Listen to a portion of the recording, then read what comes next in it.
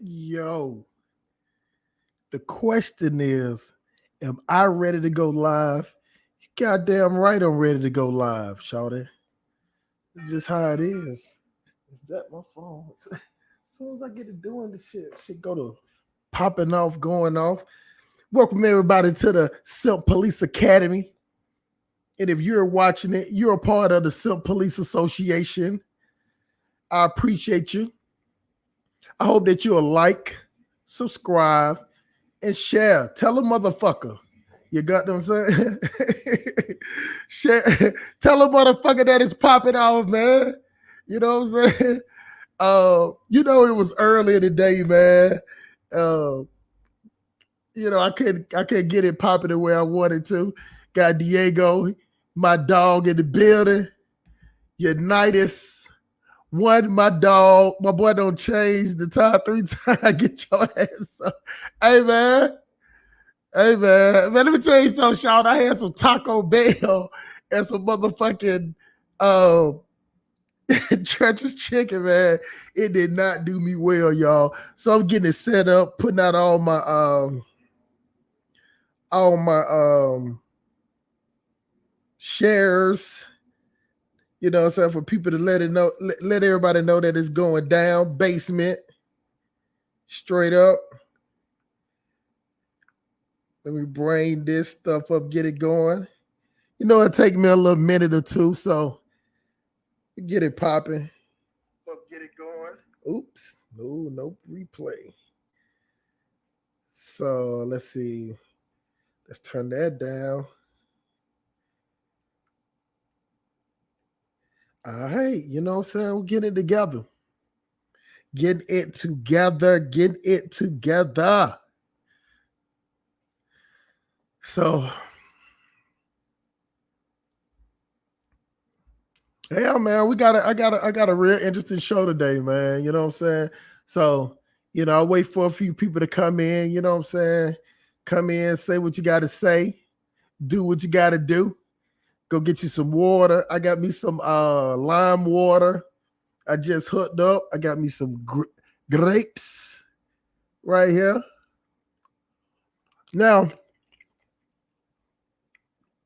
this is the thing.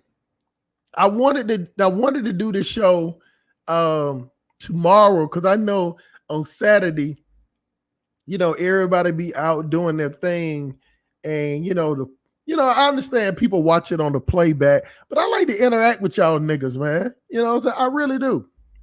So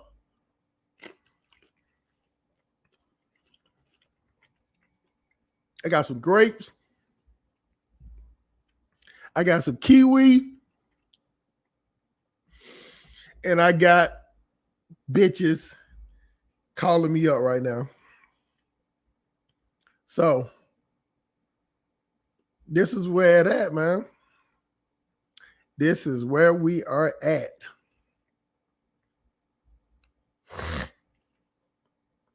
Got Diego Mate in the building. Back in the building. I need to stop doing my nose like that in the mic, because I definitely can take my face away from the mic when I do that shit with my nose, man. Like I'm on that powder. Like I'm on that booger sugar. Take a 1-and-1, shout it. Do y'all know that a gram of soft is $50? I know they ain't got nothing to do with the topic, y'all, but I'm tripping that a gram of soft is $50. When I used to trap that shit was like $30. So the price has went up. The quality has went down. The niggas is more shiesty. You get what I'm saying? So we're gonna get this thing going. Let me turn my mic up a little bit, because y'all know I like to scream in the mic. Make sure that my mic is turned up. Turn the mic up. Yeah, baby. That is. I can hear myself now, y'all. So what's going on, y'all, man? You know what I'm saying? Salute. Got LOS in the building.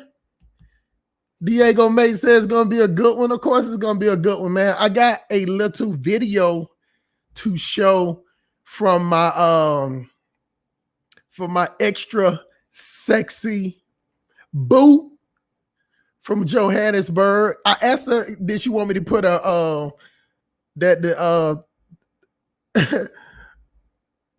I asked her, did she want me to put her she wanted me to put her name up, but she didn't want me to put her name up and everything because she said y'all American men like to trick off. You get what I'm saying? Oh, bro, you know I'm gonna plug you in. LOS. You know I'm gonna plug you in, man. Give me about 5 minutes, man, to do my opening monologue and shit. You know I got you coming up, man. I'm gonna drop that link in this bit. We got Aurora Mary in here, Miss Goddamn, aka, yeah, that's what I'm gonna call you, Miss aka Goddamn motherfucking Belize, aka Miss Aquafina. We got motherfucking Miss Mickey Taylor in the building. You know what I'm saying? Love to see her. I know everybody like her. I got emails and everything. I had emails like, man, you know what I'm saying? Hook me up, man. Miss Mickey Taylor is married. And I think the only thing she will do is she will bust some Cootie Kente up, but I don't think she fucking with no nigga. So, you know what I'm saying? So y'all, I think y'all niggas can hang that up. Now, female might can get that work, but y'all niggas, y'all keep y'all dusty dicks in the goddamn in the holster. Shout it. Keep them dusty, dirty dick right there to the curb. Mickey Taylor, she with that, but I think, you know what I'm saying, she'll bust a female grape. You know what I'm saying? She'll bust a female grape, cherry, strawberry. What's up? We got Miss Synovia Ridley in the building. You know what I'm saying? She's a college mother. Her daughter goes to Georgia State University. Thought I forgot, did you? You thought I forgot? I got a good memory. So, you know what I'm saying? She's supporting a college. She got a college kid, you know, doing her thing. We got Mr. Eric B in the building. Shout out to the SPA, the Silk Police Association. We got this shit popping off today, man. I am gonna drop that link because I need my boy LOS to come up in here. I need Miss Aurora Mary to come up in here. I need goddamn Eric B to come up in here. I need motherfucking Mickey Taylor to come up in here. You get what I'm saying? I need Mr. Diego Mate to come up in here. I mean, I need Miss Novia. I would love for you to come up in here. You know what I'm saying? Yeah, my baby's in college also. She is, man. You know what I'm saying? We beefing right now because you know what I'm saying? You know, I try to stress something to be normal in the Black community, just lying just to be lying. You get what I'm saying? And I try to teach that to my daughter. You know what I'm saying? I teach all. Now, maybe I put it in harsh terms. You know, I tell my daughter, you know, it's easy to be a real nigga. I tell my daughter all the time, it take a lot of effort to be a fuck nigga. You get what I'm saying? It's easy to be a real nigga. It's easy to tell the nigga the truth. It's hard to talk to a Black person and come up with a lie. If you just keep it real off the rip, you won't even have no problems. You ain't got to do the I'm sorry and I'm sorry. Do you still love? Let me tell y'all. My daughter called me and she like, I just want to know, do you still love me? I like, nigga, I'm paying for everything. How the fuck you think I don't love you? I'm paying for every goddamn thing. Don't play that shit with me. Don't try to play on my emotions like that. I pay for every fucking thing. You get what I'm saying? So, you know, I gotta let her stew in that shit. You know what I'm saying? She's not gonna play that role. My daughter is 18 years old. She know me by now. You get what I'm saying? She know I don't like liars. You get what I'm saying? Now, we get pulled over by the police. Nigga, pull out all your lies. Don't get nervous when the police come up and you want to be like, yes, sir. Yes, sir. Your honor. See what happened was, don't do all that shit. Because when you get on the phone with me, you lie like your lies flows like the Nile River. Your lies flows like the goddamn Lake Victoria in Kampala, Uganda. Be fucking lying to me, man. Kids just like to have validation. Not when they motherfucking lying. I want to beat her fucking ass, man. Zenobia really is lying. I mean, I'm not lying, I'm sorry. She's laughing. You know what I'm saying? Mickey Taylor, she said, I already got enough sips in my pocket. Yeah. I know. Mickey Taylor saying, shout out to GSU. Yeah, GSU in the building. They say, stay on that ass. You know it. Not playing, gonna call me up to my, you still love me. I like, nigga, you calling from the phone that I bought. You're calling from the iPhone that I bought. You're using the iPhone plan that I buy, that I pay every month. You wearing the goddamn leggings that my credit card pay for. The fuck? Play with me, talk about, do you still love me? And I pay for every goddamn thing. But I digress. Nigga. I digress. You know what, y'all? Welcome, man. It's Saturday. It's a pretty day outside in Atlanta. I hope the weather is good where you at. And if it ain't, fuck it. You ain't in Atlanta. You know what I'm saying? Shit, it's perfect. It's a perfect 86 degrees here, shawty. You know what I'm saying? Welcome to the South. So you got Diego May. He tripping out. Like the Nile River, ultra wet, right? You know what I'm saying? American kids have entitled issue. That is true. That is definitely true. I got this air conditioner blowing on me, y'all. I got to turn this down. Hold on for a second, y'all.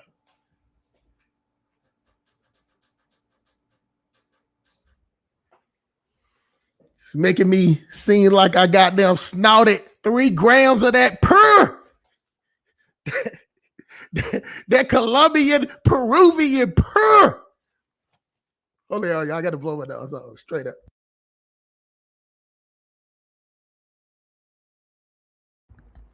All right, y'all. Back to the scheduled program. Y'all, I got I'm doing I do a little what we call a half-day cleanse a lot of times. And that is, see, look, talking about cell phone bill, the cell phone automatic, your T-Mobile auto payment of $241 was successfully processed on 7/21 using, what did it say? Use 241 successfully processed on 7/17/21 using your Visa. Last 4 numbers, blank. Your balance is not 0. She better not talk to me about no goddamn love. Y'all just heard that automatic payment come out. The fuck? You have that voice that would make a woman drop her box? Her phone? Is that a phone or a box? I hope it make it drop the box. Or some square draws. What's up, Miss Mary? How you doing? I ain't seen you in a minute. You know what I'm saying? I'm glad you had a chance to jump in here, man. You know what I'm saying? In 2 more minutes, I will put the link in there. I just want to give a little 15-minute shout out. And anybody can call in. You know what I'm saying? State your case, speak your piece. Just pay that phone off. That's how they make that money off you. No. The phone is paid off. Excuse me. The phone is paid off. That's the bill. Her iPhone, I got a Galaxy Note 10. She got the iPhone 12. So that means that her internet package is more than mine. You know what I'm saying? Now the phone is paid. It would be at the plantation right now. I'll be dropping in and out. Man, you better get on white people every bit of energy you got. They need they nigga. You know what I'm saying? Work hard for them. Damn, I said I was gonna stop doing that, y'all. But shout out to Eric B. Whenever I get ready to ask my dad for something, I already know his answer. Where that nigga at? You know what? My daughter is not when she get older, I'm gonna start kicking that. Right now, she's young. You know what I'm saying? So I would kick it like that. When she get older, that gonna be my shit too. Believe me, I can't wait to start talking like that. Love is not equivalent. Love is not equivalent to money, but that's exactly what the fuck the world teaches. Exactly.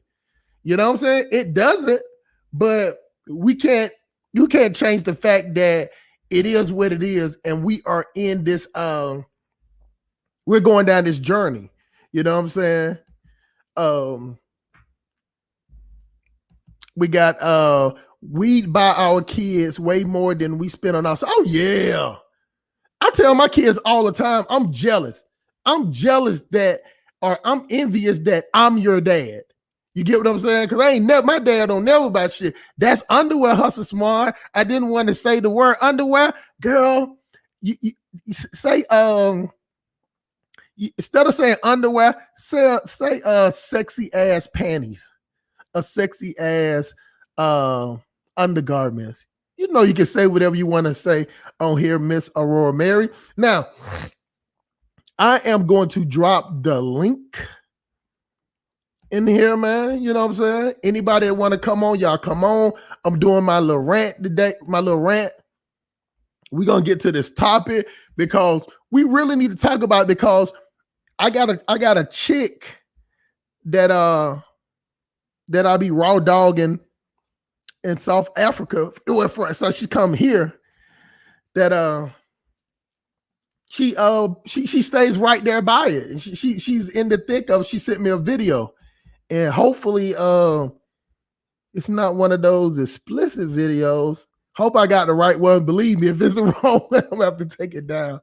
But I'm dropping the link in the chat. Also, y'all know today is Saturday. Y'all know that y'all niggas got paid yesterday. And y'all know I need y'all money. Y'all see I just paid $241 for goddamn. I'm starving over here. So I'm finna drop the goddamn PayPal. Fuck. I'm finna drop the PayPal and the Cash App early. And I need y'all niggas money. You get what I'm saying? Y'all know y'all like the show. Y'all know y'all like me yelling at you. So I need y'all niggas to pay me to yell at you. God damn it. Y'all think it's easy to yell at y'all niggas for 5 hours? Y'all know how much green tea and lime water I have to drink? Hold on, y'all. Y'all know I talk shit though, but y'all know I appreciate everything, man. Everything. You know what I'm saying? Y'all know that. But just like my baby, just like my baby, you know what I'm saying? That I need y'all niggas money. So let me drop the PayPal up in here. Got Mr. LOS just jumped on for to drop the PayPal up in here. You know what I'm saying? And y'all niggas need to pay like y'all weigh. And for y'all thin niggas and thin bitches, y'all need to pay like a fat bitch. And y'all big bitches just play accordingly. You know what I'm saying? Just pay accordingly. You know what I'm saying? But I definitely need you niggas money. I ain't rich. I ain't rich at all, man.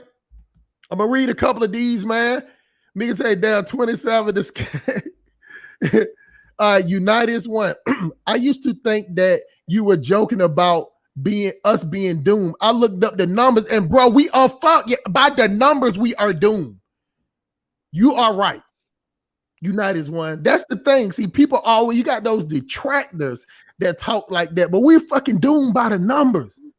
We're not winning on nothing. We're going backwards. But you know what? You know what? One thing about black people I give us credit for. It's dumb as fuck, but I give us credit.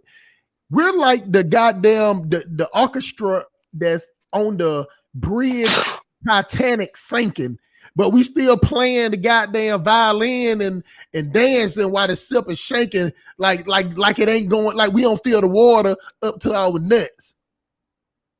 That's that dumb nigga shit. See, we sit up here and be praying like, oh, we doing so good. No, we ain't. No, we ain't, Shawty. Tell her to Snapchat that pussy for a real nigga. Hey, you know, she do her thing though, but y'all, I got a video, y'all. I got a video on the ground. This is Hustle Smart putting the dick down. You know what I'm saying? I got my chichi from Johannesburg, and I don't want to embarrass her there, so I won't put a name up there because she know I talk crazy. So, but you know what I'm saying? Hopefully she ain't pregnant because I definitely don't pull out. You know what I'm saying? Might be a little TMI. Hey, I'm old as hell. My back be hurt, man. I can't pull out. If you on top and I tell you about to come, you either get up or it gonna be some Milky Way. Cootie Kente virgin, shawty. Miss Diego May, he said, I feel you. Miss Anovia tell I'm on the plantation also. You know Massa need his niggas. Y'all niggas better make sure y'all clock in on time before y'all get the motherfucking occurrences. You know what I'm saying? Hustle Smart has a new building fund going on. Hey, man, look, man. You know what I'm saying? It's building fund. It's for me to build a bitch. It's the build a bitch fund. You know what I'm saying? In the mighty name of white Jesus, of course.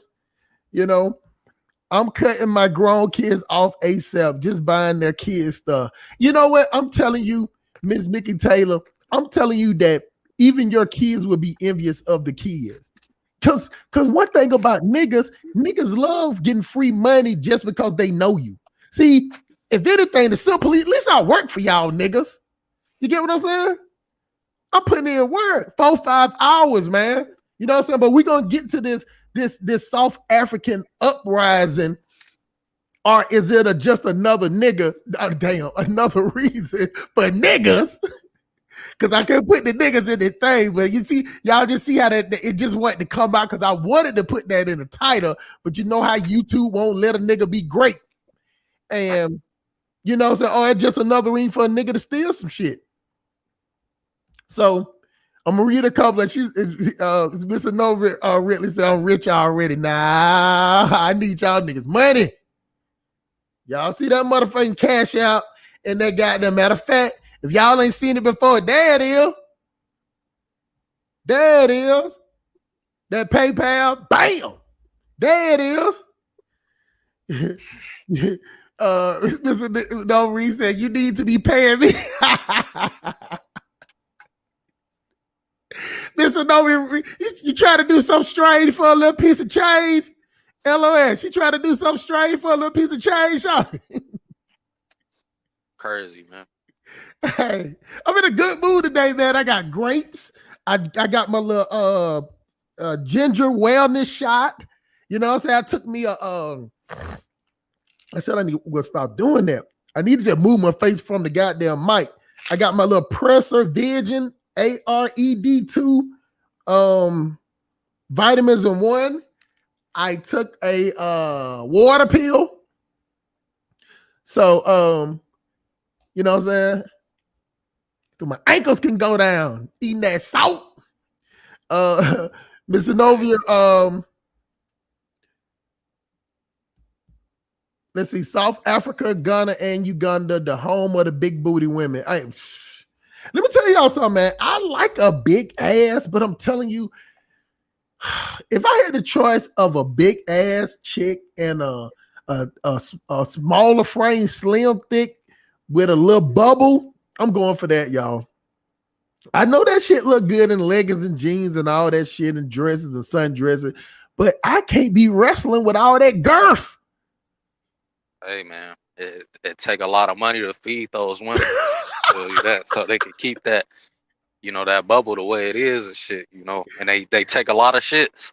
Man, you gotta buy a lot of Sherman. You know what I'm saying? You got a lot of quilted Northern. Right, you know what I'm saying? Right. Double ply. Salute to the motherfucking J everything. Salute to you, my G.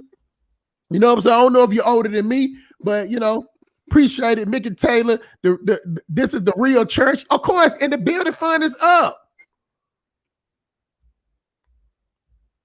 Cash App ain't Hey, gonna bite. PayPal ain't gonna bite. And y'all know y'all niggas got paid yesterday. So I will be passing. I'm just putting it up there today, but I'm gonna be passing that collection plate.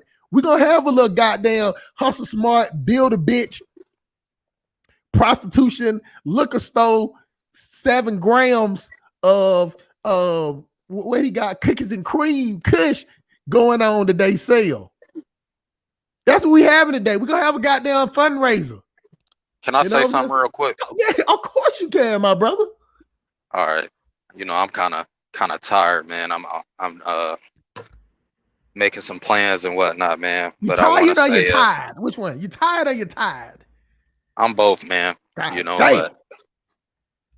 pretty much, man. I just want to say, shout out to you, shout out to the chat. I see some familiar names. Much love to everybody in the chat, man. Especially much love to my African queens in the chat. Regardless of where you from. So I'm just chilling right now, man. I'm kind of stressed out and shit. I told you about that shit that happened to me the other day. Oh yeah. Yeah, so I'm up here making new plans and shit, how to strategize my finances and all that, man. How I'm about to move in the future and shit. Up here creating like a 5 to 10 year plan and shit. So Right.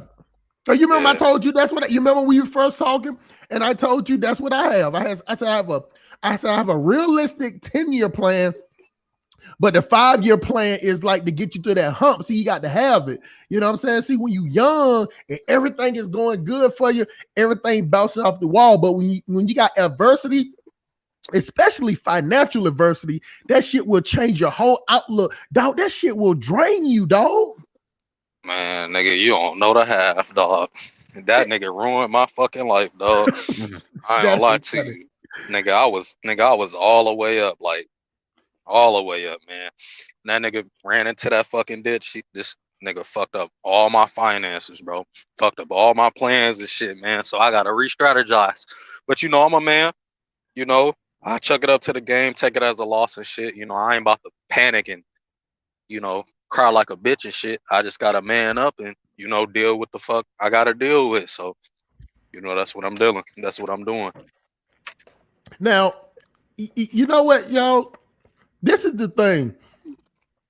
You when we want to invest in each other, it's like sometimes with us, we just don't take each other business as serious.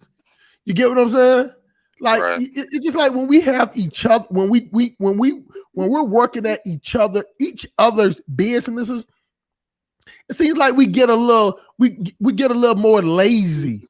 You know what I'm saying? But when we working for the man, we think they watching us. Oh, they got this computer system in. So they watching us, man. You see, this is why I talk about we're doomed, because we damn near got to hire a white person to be professional.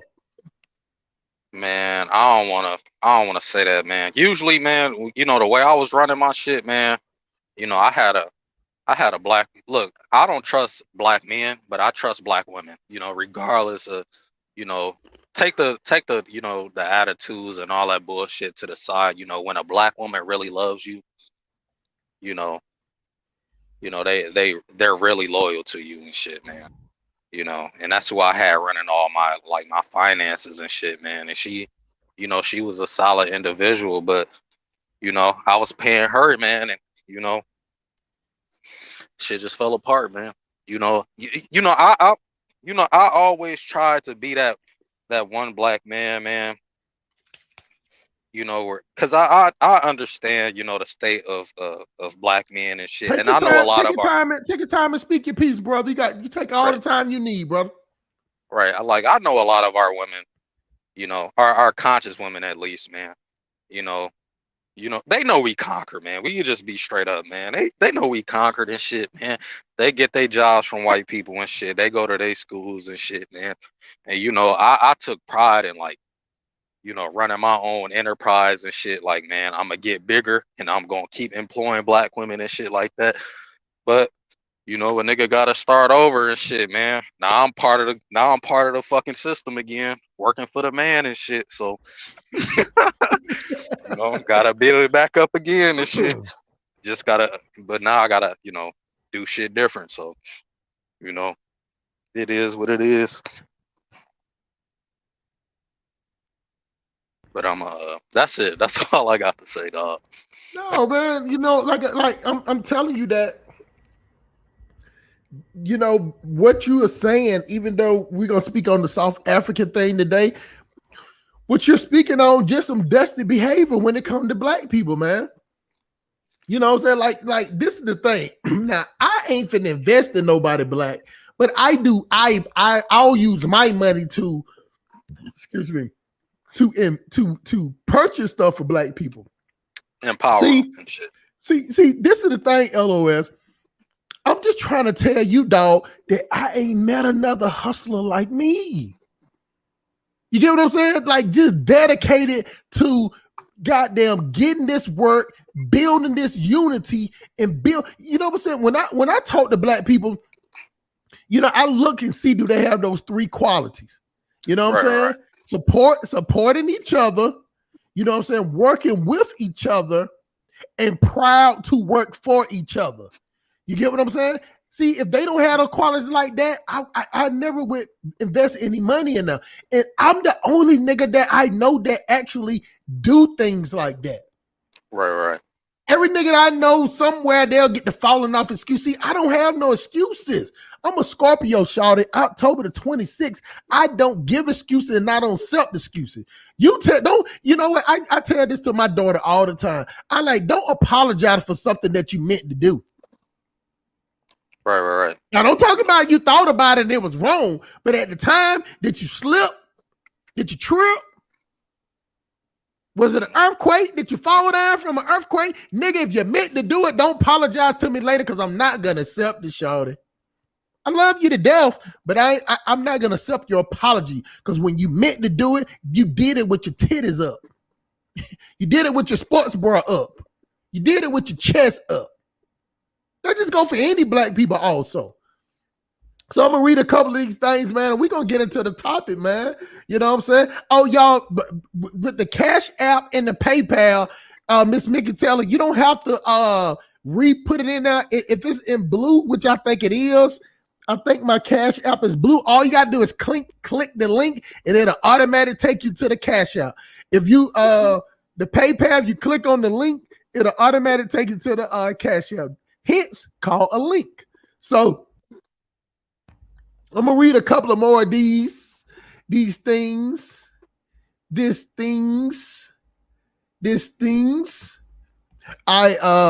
Untouchable told you the other day that pussy ain't gonna pay for itself. Hey man, look, y'all. Look. They like Hustle Smart. They think I'm a funny cat. But they need that. They need that McDonald's charge. They need that receipt. Right. Don't overdose. No, I ain't overdosing. You know what I'm saying? I got my ginger, and I got my this just a prevision for. It's a vitamin. It's an eye vitamin. I take eye vitamins because my vision is fucked up, y'all. I got some thick ass glasses. I'm telling you, when I'm out in the world, I wear my contacts. But when I get home, man, I got on my $400 bifocals. I got to see it all at home, man. You know what I'm saying? Right. Mickey Taylor say, Slim think it's the truth. Yeah. You know what I'm saying? Miss Anovia Ridley say, that's me, small with a little bubble. Hey, girl, don't you lose that bubble. Don't you lose that bubble. Hey, you lose that ass, I'm walking right past. Real shit. You can do side bends and sit up, but please don't lose that butt. Oh, that's the money talking. Y'all hear Mario Brothers in the background. You know what I'm saying? That's how you get the one up, man. Shout out to the ghosts. Keep up the good work. Appreciate it. You know what I'm saying? Yeah. Bad vision can be caused by silent, dirty liver spawn hood. Yeah, I agree with that, man. That's something else we need to work on, man. our as black people globally, man, we got a bad fucking diet, man. We eat the Oh, we eat the worst of shit, man. I'm working on that right now, man. I'm not gonna lie, man. I know y'all see my photo right there and shit, man. I ain't gonna lie. Since I started driving, man, I picked up some motherfucking weight. I done picked up some weight, man. So I'm trying to get back right and shit.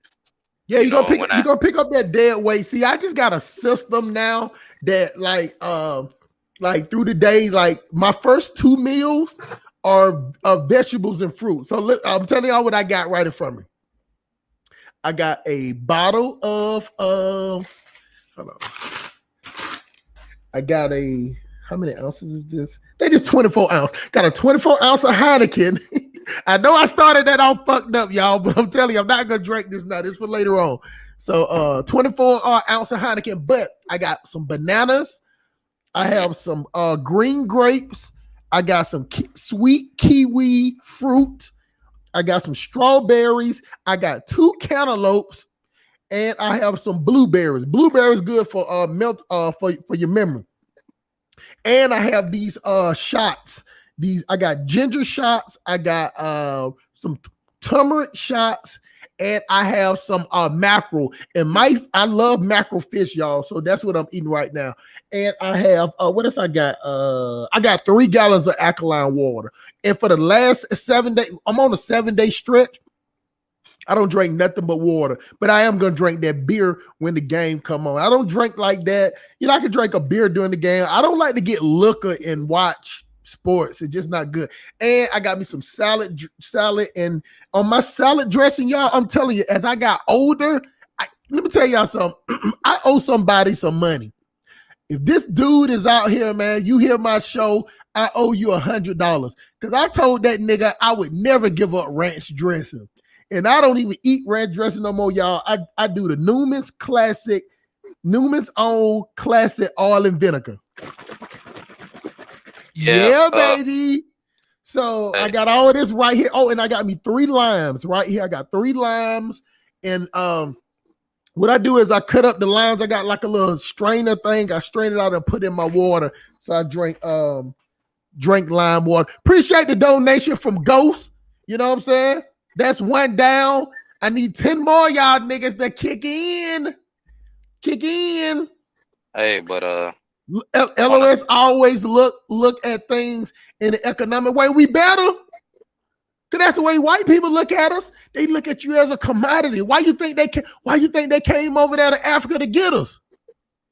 hey man, these They people figure don't. they can Hey, get some free pussy and some goddamn and them chicks can get some long stroke Deontay out the deal, but they came over there and got you as a commodity. It was economic. Go ahead, my brother. What you was say? no, what he was saying about me looking at things in an economic way, man. It's unintentional, but at the same time, it is, man. It's how I was raised. I'm from Detroit, Michigan, man. It's all about hustling and making money and how can you get the most out of out your bucket shit. You know what I'm saying?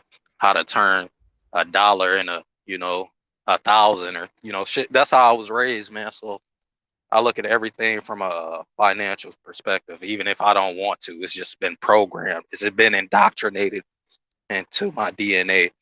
So regardless of the bullshit, that's definitely something I could say.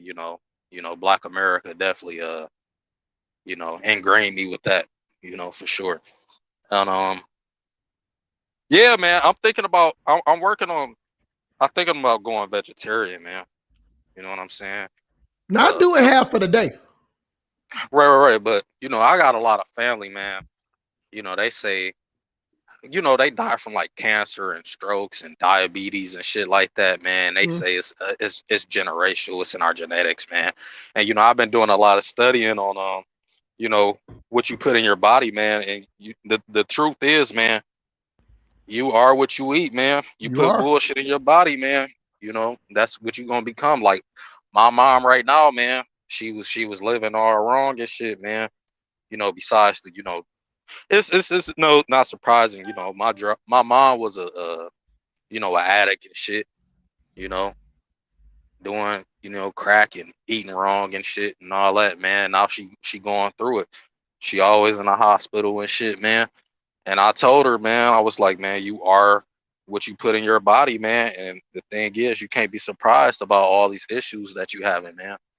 You know, I, you know, I pray that, I pray to white Jesus that, you know what I'm saying, it doesn't come down to it. But, I'm not surprised if, the worst come to the worst, man. Look, the only thing in this world you can't avoid for sure. Well, two things in this world you can't avoid: death and taxes. You can't avoid those. You know what I'm saying? So Well, you can avoid them. Yes, you can. That's the United States. You can avoid that shit if you go to another country. See, that's right, a United. right, That's a United States talking point. You get what I'm saying? You can right, avoid right. it. You get the fuck on, man. But you're right. Now let me read a couple of more of these, man. I like when y'all interact in the chat, man. You know what I'm saying? Got Diego Mate in the building. You get what I'm saying? From motherfucking Mozambique. You know what I'm saying? From the capital city. Tell them the capital city one time, Diego Mate. Maputo. There it is, Shawty. So, And let me hey, tell y'all something. If y'all looking for the slim chicks with the bubble butts, yeah, they right where he is. with the bubble butts. And y'all know what? And y'all know why they so goddamn fine in Mozambique? Because they don't eat all that high fructose sugar, all that goddamn bread and all that shit. They walk around all the time, motherfucking flip-flops, barefooted with a goddamn bucket on their head, running up and down them hills on them dirt motherfucking roads. That ass is a bubble. Yeah, Mozambique, It ain't got no choice. Madagascar, those little areas and shit. That's where you get the slim thick ones and shit, The chick sure. looking, she's in the mirror like, God damn, why my ass just keep poking like this? I can't even walk. I can't even walk to the market because all this ass I'm dragging. And This it's a nigga crazy. bubble. This nigga crazy, dog. I'm Nah, all up in them. but bro, I'm all up. the states got some good girls, bro. Yeah, man. That's what, you know what? I like the mentality, man. I have came across some Mozambique females. It's not a lot of them here in Atlanta, but everyone I come across have a good mentality, man. I'm gonna read a couple of these, man. We're gonna get to this. We're gonna get to this pop. We're gonna get this thing popping, man. You know what I'm saying? We're gonna get this thing popping. So let's see. Let me read a couple of LS need to start streaming. Honestly, both of you niggas need a dang show. LOL. But you know what? I have this thing, y'all, to where I say that every black person need a YouTube channel. Even if, you know what I'm saying, we're not talking about for view. It might just be, excuse me, a subscriber of one. Just for you to just sit up. I'm talking about, nigga, you got to cut the lights off and just talk freely without nobody interrupting you. You'll see, like, God damn, do I really, that's how I really feel inside? Hey, I've See, been doing this new thing. Oh, go ahead. see, it's something about us when we talk, when we watch what we say. See, that's why people like the Simp Police Academy so much, because I don't watch what I say. So it sounds like I'm crazy, but I'm dead ass serious because this is how I truly feel, y'all. See, we spend so much time trying not to say what we really feel. All we doing is suppressing. And you know what? You know what comes from suppression? Depression, nigga. Depression comes about it. It makes you start eating fucked up. It makes you start doing fucked up shit. You know what I'm saying? See, that's why a lot of people in Africa, we always like, why they ain't mad and upset? Because they don't have to deal with shit. They can run outside and see goddamn monkeys in the backyard. All we see is some nasty ass dogs fucking each other in the goddamn alleyway. And some goddamn cats look like they're in the goddamn alleyway smoking crack. Can I speak to that point? Please do, sir. Please. All right, for sure. It's about what you said before about black people need to do videos and talk to themselves and shit. You know what? I agree with that. To a certain point, man. I actually took your advice the last time we spoke when it came to that, man. I've been doing this new thing, man. I never thought I would do something like this, but I've been doing it, man. I bought a fucking.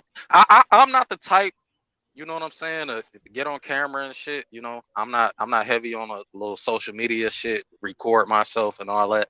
You Right. know, I leave that to the the new kids and shit like that. That ain't my thing. But I've been doing this new thing, man. I've been journaling my thoughts and shit, man. You know, when I'm stressed out. It's this no homo. You know what I'm saying? I know it sound weird and shit, but you know, whenever I feel some type of way or I'm going through some shit, you know, I just been writing the shit down. You know, and it's Yeah, I definitely do been that as well, bro. it's definitely been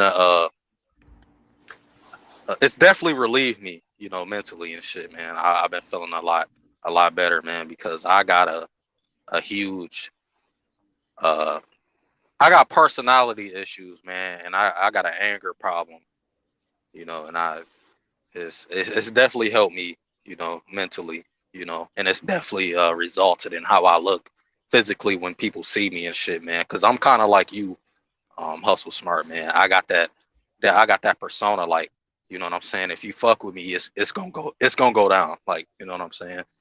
So that's all I gotta say on that. See, the only difference between me and you is that I'm happy go lucky, but at the same time, when I turn on you, you're gonna get King Kong and Godzilla at the same time. Like I could be smiling while I'm stabbing you in your throat.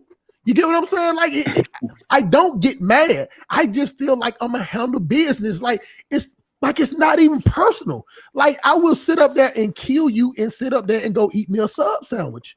You get what So I'm you saying, saying Woody? you don't get mad, you get even. I don't get mad. I get even. You know what I'm I saying? Like feel if you. you fuck with me, I feel like you should not be breathing. Like that's just how I think. It You ain't no know, big deal about it. Like I ain't gonna sit up there and have no bad dreams.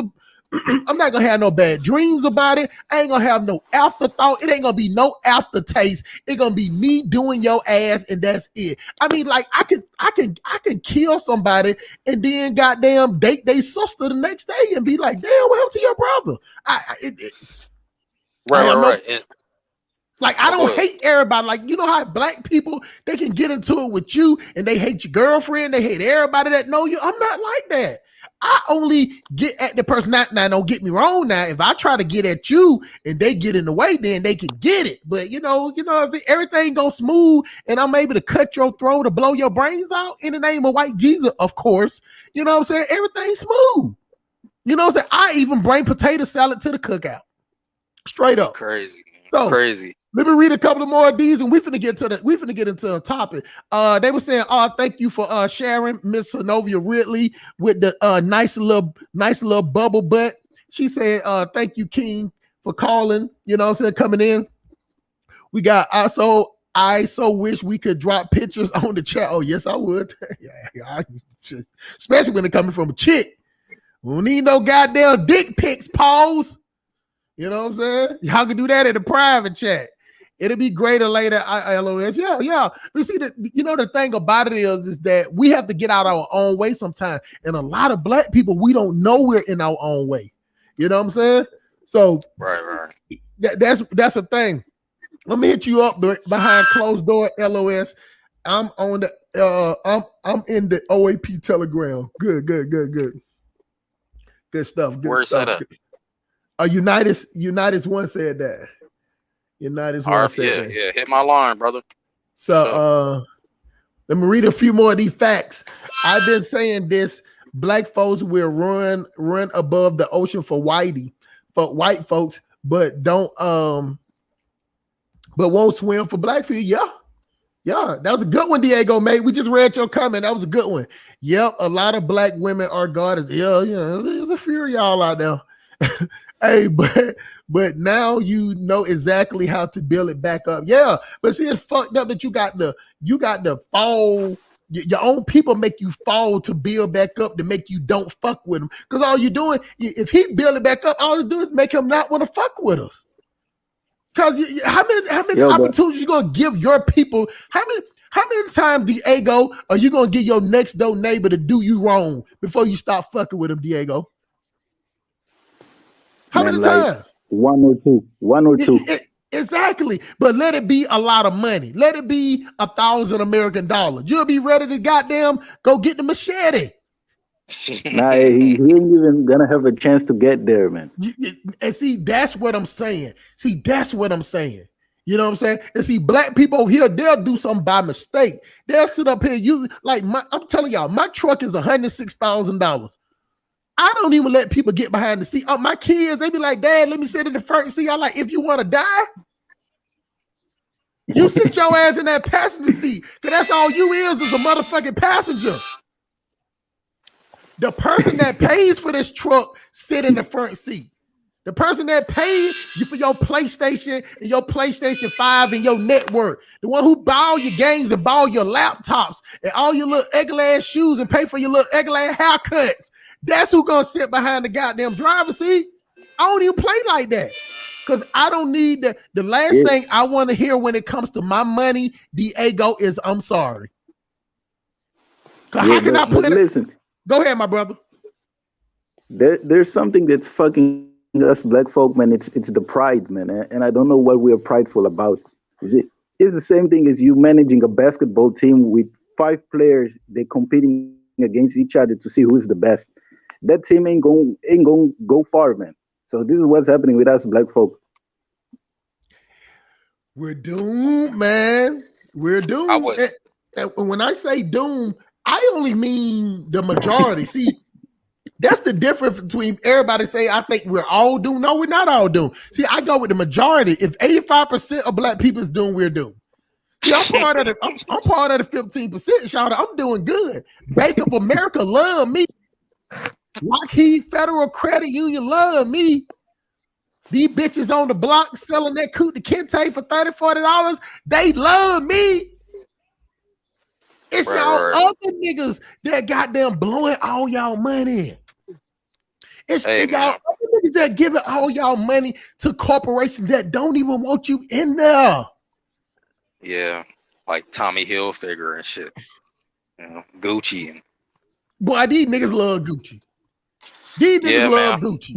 Chanel and all that. You know the funny thing is a lot, and I don't got nothing against gay people like that. You know what I'm saying? Because I got family members that's gay or whatever. You know, if cowboy butts drive you nuts, rock out. You know what I'm saying? Pause. But you know, but a lot of these designers that y'all represent and kill, steal, and destroy for, most of them are homosexuals. Yeah, and we like those brands just because they're expensive. See, man, the thing. Oh, go ahead. No, you go ahead, my brother. The thing is, man, we have our own, you know, brands as well, man. But people don't take the time to look them up, man. Like I have a lot of. But we put a shelf life on our designers. Right. You right, like FUBU and you know all of that, man. But we got luxury brands just like everybody else, man. And, you know, I try to support, but I'm not going to sit up here and lie and act like everything I got, you know, is black owned and shit. Like the other day, I just bought like some Nike sweats and shit, you know. But the majority of everything I got, you know, is black owned, man. I try to support my own people, man. But, you know, out here on the road, man, you definitely got to spend some money in some other people's communities and shit, you know. So let me tell you something, man. While I'm on the road, I'm a big dude. Like, again, y'all 6'3", 285 pounds. Elastic is my best friend. I wear Adidas shorts, Nike shorts, a goddamn Under Armour stretch shirt, some goddamn Hanes silk or Under Armour briefs, and some flip-flops. Nigga, I'm comfortable. And when I get in the truck and shut that door, I take off the shorts. Nigga, I'm damn near 80% commando in that truck. I'm gonna be comfortable going down that road, shawty. Cause if I gotta pull over and pee, I ain't trying to goddamn take off my clothes, tripping, trying to get off the. Y'all don't know the issue. Y'all just don't know the issue. Let me read a couple more of these. That's right. My dad had taught me that losers are the only ones who make excuses. Yeah. Some loser shit. You be want to punch him in the face. What's up, Mr. Untouchable? Welcome to the chat, man. We finna get to the topic. I know a lot of people is here for the topic. We forget, and I got a video that I'm gonna play from my super sexy chick from Johannesburg who always got white chicks hair in her head. You know what I'm saying? Hold on, who you talking about? It's about what's going on over there in South Africa. I got a little South African chick. She come she got family in America. Oh, So when she come here, I bust her ass up and everything. And, internet, I have to represent for my country. You know what I'm saying? I have to represent. So, you know what I'm saying? But I like her though, man. She's cool, man. But, she's a little Americanized, but she cool. She sent me a video of what's going on. She actually rode through it because me and her was having this conversation about it when the Araya jumped off. And she sent me a video of her riding through. So I hope she didn't say her name or she didn't, because I didn't even really pay attention. It's like a 30-second video. I should have screened it first, but I just downloaded it and we're going to play this shit. Yo, shout out to you, Mr. When you say Americanized, what do you mean? Americanized, that means that they start talking, acting, being like American women, you know what I'm saying? With that sense of entitlement. You get what I'm saying? See, that's a big problem in America, that a lot of black women are entitled. And go ahead. No, you go ahead. Pretty much what he's saying, man. It's women that have like first world privileges and shit, man. Right. Where they feel like they don't need men and shit because the government is their man and shit. It allows them to disrespect the men that they should be dependent on and whatnot, but they don't have to because they know their daddy is gonna their white daddy is gonna save them and allow them to disrespect you and shit. It's pretty much so they start talking like I don't need you, nigga. I'm independent. I don't need a man and shit like that. But then even if they do, when they do want a man, they expect for the man to pay for everything. See, the thing about it is and I don't mean to call black women snakes at all, but it's just like dealing with a wounded snake or a wounded alligator. As long as you feeding it, it's okay, but stop feeding it, then it'll attack you. That's how a lot of black women are in America. Not all. I put that caveat in. But a lot of them act that way, Diego. As long as you feeding them, you keep them at bay, but they still snapping at you. Hey. They still snapping at you. You keep throwing them, just like how you go to a zoo and you throw alligators, meat. Fuck around and you fall in that pit. The alligator gonna eat your ass too. That's how black women are in America. Not all. Shout out to Mr. Untouchable, Mickey Taylor, Scorpio Gang. There it is, October the 24th to November the 14th. I forgot when it was, but I know I'm a Scorpio version. I got it off the rip. I got a big scorpion on my back. So any of y'all niggas talking about y'all a Scorpio and y'all ain't branded, you are a Scorpio by default. Scorpio is one of those type of zodiac sign that it has to be branded on you. I got the big gigantic scorpion on my back and I got the symbol too. And that shit hurt. And both of my tattoos are red and black. And that shit hurt. That shit hurt for real, y'all. All right. So let me read a couple of more of these. And we finna get to this title, man. I'm gonna show the video. Let's see. Bad vision can be caused by you read that early. See, I'm behind. Do you have Zelle? Miss Novia, really? Yes, I do. And I do. Y'all see how I switched it up when you talk about that, buddy? I switched up everything. It's 5. It's FIVE DADUBB at gmail.com. I'm putting that email in the chat. Please, none of y'all niggas don't start sending me these weird ass emails, because Hustle Smart has been starting. I have been getting some real weird emails. Y'all don't talk about it like that because I feel like I'm coming up in this world that I'm starting to get hate email. But that's the Zelle, Mr. Novia Ridley. It's just my email. Again, it is 5 for the dub. It's FIVE, the number 4, D as in dog, A as in apple, D as in dog, U as in umbrella, B as in boy, B as in bring me my money, nigga. That's what it is. Can I get paid? For the church fund, of course, for the Build-A-Bitch fund. How do you keep fit on the road, man? Let me tell you something, man. I got a jump rope, and that's all I have. And I'm a member of Anytime Fitness. So anytime I get a chance, I go in there because I like Anytime Fitness because it's 24 hours and they got showers in there. So I go in there and hit the treadmill, but I eat good. I got a refrigerator and a cooler. I loaded up with fruits, vegetables there, and I go to Walmart like every 2 or 3 days. So I don't eat no fried food or anything. So There it is. And just like today, I got my fruit set up and everything while I'm sitting here. But I'm gonna order some. Excuse me. I'm gonna order some African food too. That's what I'm gonna eat Hey, later. So, hey, Mr. man. Untouchable, what's up, family?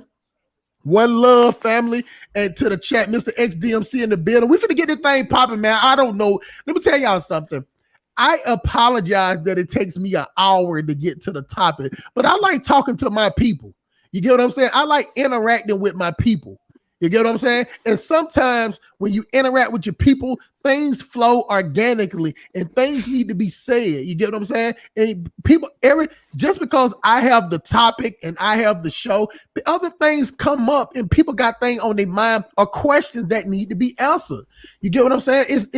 It's not a dictatorship over here, unless you on some fuck nigga shit. So let me read. Shout out to Mr. XDMC coming up in here. We got Mickey Taylor jumping up on here, man. You know what I'm saying? I'm finna read a couple of these and we finna get to the topic, man. Sea moss is the shit. I do sea moss sometimes when I get my smoothies. We got a smoothie place in the West End. So get some seeded watermelon and key lime. That's what I got. I got key lime right there. Like what I do is I put like 4 key limes in a gallon of water and I drink that. I got 3 of them right here. So sea moss is the shit. Mickey Taylor, what's up, beloved? Long stroke, Deontay. I'm glad. Yeah, thinking methodically. I'm sorry. Good Lord, boy, I need to go back to school. Hey, Hey, man, y'all they be came out of using school. these big ass words, dude. I came out of school in 92, shot in my phone. 92. I'm an old nigga. You know what I'm saying? Niggas in Detroit built different. If you want to make it out, boy, you a better hustle. You better hustle. Yeah, Detroit is definitely. Let me tell y'all something. And I say this with all due respect. Detroit is like a third world country. 7 miles, stay down. 7 Mile, Finkel, Joy Road, Lodge Freeway. Yeah, Okay. yeah. All right. Crazy, Well, baby, you know something. crazy You know something. horse. You know, 6 Mile, Brick Mile. You feel me? Hey, You know how my grandma right there, Mark Twain, right off the E-way, baby. LOS, Okay. you're not the only one we're rocking with you, son. It's all love. You're mental on point. I'm gonna read just a few more of these. We'll get it. I beat my cancer by changing my diet, stop doing radiation, and save hella money. Yeah, you can do it, man. They got all this stuff out there. And good thing about Atlanta got all type of holistic places and things you can buy and all that shit, man. You know, I just don't keep all that shit in my truck because that shit starts smelling like monkey ass if you don't have a refrigerator, to tell you the truth. So, you know. You are funny, Hustle Smart. Thank you, Miss Aurora Mary, with your pretty ass. You know what I'm saying? Hopefully you and your gentleman, because you know what she talks. She always talk about her gentleman. He's so gentle. I ain't gentle. I'm gonna put all the 285 pounds on you. Hey, we like that pound game real Oh fast. yeah. Oh yeah, I got it. I got it in the big boy form. You know what I'm saying? Double X, baby. You know what I'm I saying? ain't gonna start today, I promise. All right, we got Mr. You got Mickey Taylor. That's why he was all laughing, y'all. Got Eric B. I just need some slim, thick chick like Ashante. You know, I like my chicks with a little bit more darkness to her color. I don't like light skinned chicks because when they get older, their body's not as tight. That's just all it is. You know, I can deal with a light skinned chick, but that shit, you know, give me brown, maybe paper sack tan, pecan tan. I don't really go past that, but the funny thing is, my first baby mama is the color of Gina from Off Martin, though. Yeah, I was color struck in the beginning, and even though I'm a brown boy, you know what I'm saying, my mom is light skinned too. And you know, one time I had this conversation with my mom, and she was like, "Well, you know, it was weird because you was dark, you was brown, and people was always asking me who child you was because my mom is like light skinned." She was a red bone too, man. You know, I just never thought about my that. mom is too, dog. Y'all ain't gotta watch your mouth over here, family. That's what I told Miss Aurora Mary. You gotta watch your mouth, period. Let's see. Better enjoy talking freely while we still had it right. Yep, talk freely because you see how they trying to force that. They slowly trying to force that goddamn serum in your arms. That's good, brother. You can also go to a boxing gym. Yeah. Hey. This shit is Scorpio Channel. You know, that's what's up. Jay, everything, what's up? He tripping, Miss Aurora Berry, join a karate class. It would teach you self-discipline.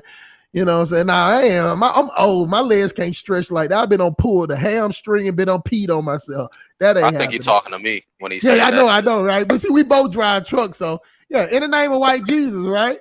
So all my business opportunity are not my skin tone, but we get money, plenty of money together. They're not B1, but okay. Yeah, it's a weird thing that we have to do. You know, and a lot of black people do that. They feel like they can make more money with white people. They just try their best to spin it with black, and which is fine. Masterpiece said nobody buying his shoes because of the price, but buy from white companies that charge more. Masterpiece shoes ugly as a bitch though. His shoes are ugly. Master P got shoes? Yo, yeah, but they ugly as fuck though, man. They And look like grocery store products. yeah. Hey man, I bought them Patrick earring shoes and shit, and I bought the Big Baller brand shoes and shit. Which I one wasn't was thinking better? straight. The Patrick Ewing shoes, man, but I threw both of them out, man. I found out Patrick Ewing had a white wife, and then I was caught up in the hype with Lamar Ball and shit, so I bought those. But I know he had a white wife, so I threw them shits out too, man. All right, y'all, and I'm gonna put this is my email. I'm gonna leave my email right here for a second, y'all. This is my email, and this connected to the Zelle. We already got Miss Aurora saying shout out to the wonderful Mickey Taylor. Like you keep on now, Aurora, with your pretty ass now. Okay, now I knocked them down, son. I love her. I love her afro, man. I I like love her it, man. hair too. I want to run my fingers. She usually would come on the cam up, man. I don't know what happened. I hopefully ain't did nothing, you know what I'm saying? Because she used to come on the cam up. She show herself making oxtails and shit and waist beads and shit and put it all out. I saw that. Yeah, she used to do that. What's up with the Miss Judy cute ass from the night before last? Man, look, you know what I'm saying? I don't even want to keep chasing these bras like that because that's really not my thing. But I keep seeing a few that I would like to, Yeah, give a little extra hug too. Yeah. I get it. Or a little extra cash out. That's fine. Right. Michael O in the building. The biggest simp in Canada has arrived. He's sipping. You know what I'm saying? Yes, sir. Michael O, super simp. Love all black women. Do you know if he Toronto or Montreal? Because those is like two. What part of Canada are you from, Michael O? You know what I'm saying? I think not needs to call him Maple O. So I don't know. Maple Leafs, yeah, but Toronto is a lot like Detroit. Everybody from Michigan flood up there every summer for the Carabana. All right, y'all. I'm finna get into this show. I'm finna play this video. Hopefully it works, and y'all will see little son. This is from my African boo, who I have not used the rubber on not one time. And we did not go get checked out first. You ever heard of this? You ever heard of this? I don't use condoms either, man. But have you heard of this thing called the lady comp? Oh yeah, like the lady condoms that like they use it. They put them on like a. No, it's not a condom. It's called a lady. It's called a lady comp. It measures like a woman's temperature to see if she's fertile or not. Man. Oh yeah, man. That's the ovulation schedule. Ovulation. That's like if she can get pregnant or not. You know what I'm saying? Yeah, you guys are playing with fire, man. You guys gotta wear the condoms. Yeah. Now I ain't wearing no condoms, dog. See, yeah, I ain't wearing no condoms. See, I just don't need to skeet up in it. If she got it, I want it. Now I'm just bullshit, man. I'm gonna tell you, I talk a good game. I don't have sex like that, yo. I really don't, man. I'm real selective and everything, but that don't have nothing to do with it either. But y'all, I'm gonna play this video right here. So this is from my boo. With always keep the wig on, even when we fucking, she keep the wig on. So let's see if it go through. Hold on, y'all.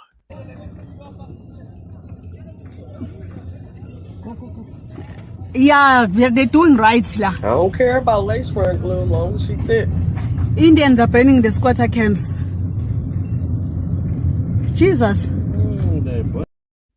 Hold on, y'all. Let me move the comment out the way. Let me know if y'all can hear that good in the chat. Y'all let me know. I'm gonna replay it over because that's not the whole video. But let me know if y'all hear the I pray hustle stick to the top of the day and not divert the sexual stuff. Man, listen, man, we ain't gonna talk about fucking and eating pussy and goddamn and Synovia sticking her finger in nobody's ass today. We're not gonna have that conversation. So Michael O needs some. Yeah, he needs some. You know. Okay, I can hear. Everybody can hear. Let me know if I need to turn up the video. I just played a little bit. And I don't want to be like talking through the video. So y'all let me know. Can y'all hear it good, or do I need to turn it up in the chat? Let me know real quick. Put a 1 in, or if it sounds good. Put a 2 in the chat if I need to turn up the video. And then let me know the 3rd if y'all think her voice is sexy, because I do. Nah, the video is clean. I know, dog. The video is clean. You know what I'm saying? I did buy her the phone, y'all. So, you know, she got the good phone. I had to trick off a little bit. Hold on, let me make a disclaimer real quick, man. Go ahead. In case my lady see this shit. I haven't been having sex. I was just giving out a reference. You know, for men that use, you know, that need an alternative to condoms. That's all I was doing. I ain't been fucking nobody. I just want y'all to know that in case y'all come across this video. Right. Well, I do. You know what I'm saying? Because I ain't playing around with now one of y'all chicken heads. I'm raw dogging everything. Nah, not everything, y'all. But I'm gonna get to the video. Bought her a phone, but you call Michael O. Man, listen, man. I have to keep in contact with my Cootie Kente. You know what I'm saying? She got them over there buying calling cards and shit. You know what I'm saying? And believe me, the phone, it wasn't that much. It still was better than whatever they had over there. Y'all ought to see the type of phones they have over there in Africa, Charlie. But she damn near did a Michael Jackson and James Brown split at the same time when I showed her that phone. And it was a goddamn dog. It was one of them. It was one of those Google phones. Changed the LG phone. You know what I'm saying? I'm talking about it's like 4 years old, and she was like, "Oh my god, this is the top of the line." Look, see, that just let you know that they like 4 years behind over there, y'all. 4 generations behind. I even got upset today when I saw the new version of the Amazon Fire Stick with the mandolin. Y'all got to see the new. I'm gonna give mine to my son, and I'm gonna get the new version, man, because they got the new version. But I'm finna play the video again, y'all. Let me set up because I didn't do that the first time. This is a video setup. This goes with the title of the day: the South African uprising, are just another reason to be dusty ass, roguish ass, sucker ass, buster ass, trick ass, hoe ass, broke ass, dumb ass, dick in the booty ass, hoe ass, fuck niggas, and just stealing some shit. You know what I'm saying? Now, from what she told me, is that let me go to the we contact each other on we keep in contact with each other on WhatsApp now. Let me go to her WhatsApp. Can't put that picture up there because she ain't got on no drawers. And she did send me pictures of she did send me pictures of white. She wanted to let me know it was white people that was doing it too. And I told her that you know, that's one thing we did know, but we know it was 99% niggas. You know what I'm saying? I ain't the type to take up for white people at all, but it was white people participating and shit. Oh yeah, it was white people participating. And so, yeah, that's the video. Because we always send each other food that we eat. Então não é que é pau, eu tô pensando. So, what you speaking, girl? What language you speaking over there, Mickey Taylor? Oh, I'm sorry, Swahili. Swahili? Oh, man, that sounded sexy, didn't it? She probably told me to eat a dick. Pause. Hustle Smart, I know your boo enjoy you doing it to her. One of this South African lady told me she loves sex with Black American men. Aurora Mary, I have to represent for my country. I almost pulled the back spasm trying to do it. It was a position. It wasn't enjoyable for me at all. I was hurting. I feel like I cracked the rib. But, you know, I had to just make sure that I skeeted everything up in her, and you know the way it was kind of like an upside down scissor move.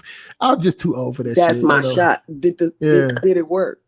It definitely worked. I definitely dropped a lot of lows in there, and I prayed to white Jesus that she wouldn't be pregnant. But I told her that if she gets pregnant, she got to have that baby over here in America. You know what I'm saying? You need to get that America. Now, it can be raised up over there in South Africa because, you know, they ain't got no child support over there. They ain't gonna fuck with the CDL. Yeah, you know what I'm saying? You can raise them up over there in Johannesburg. That CDL and child support. Oh man, that'll fucking kill you, boy. Play the damn video. I'm sorry, Miss Anovia. And again, let me put my and again, Miss Anovia, I definitely have Zelle, so I need you to hit that once you know what I'm saying, the man give you a break from your job. Miss Anovia probably be working at a goddamn somewhere on the computer, got her a little comfortable desk and everything. She ain't doing no hard work. You know, so okay, let me go to the video, y'all, and start talking. Get back to the video from my boo. It is. I'm turn it over a little bit.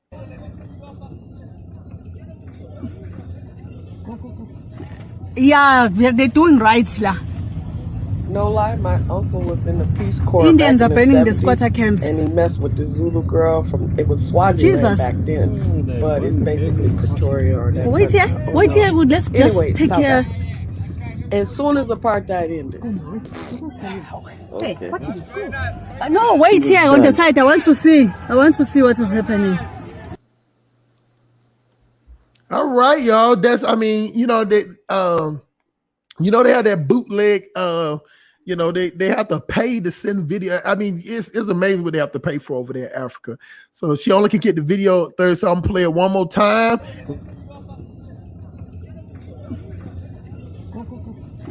Yeah, they're doing rights lah.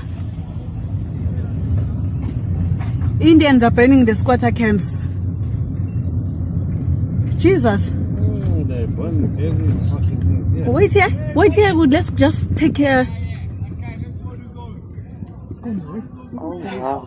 Hey, what is it? No, wait here on the side. I want to see what is happening. And just for the record, y'all, she makes real good fuck noises. The voice is sexy. Y'all hear that? But okay. Shout out to my boo, my South African boo. You know what I'm saying? I call her Blowing Rand Fast because, you know, they got a South African Rand. That's what I call her nickname. But you know what? She was telling me that these are the things that's not talked about on the internet, that that the Indian people to retaliate from the black people stealing their shit. Okay, you know how like they got the slums.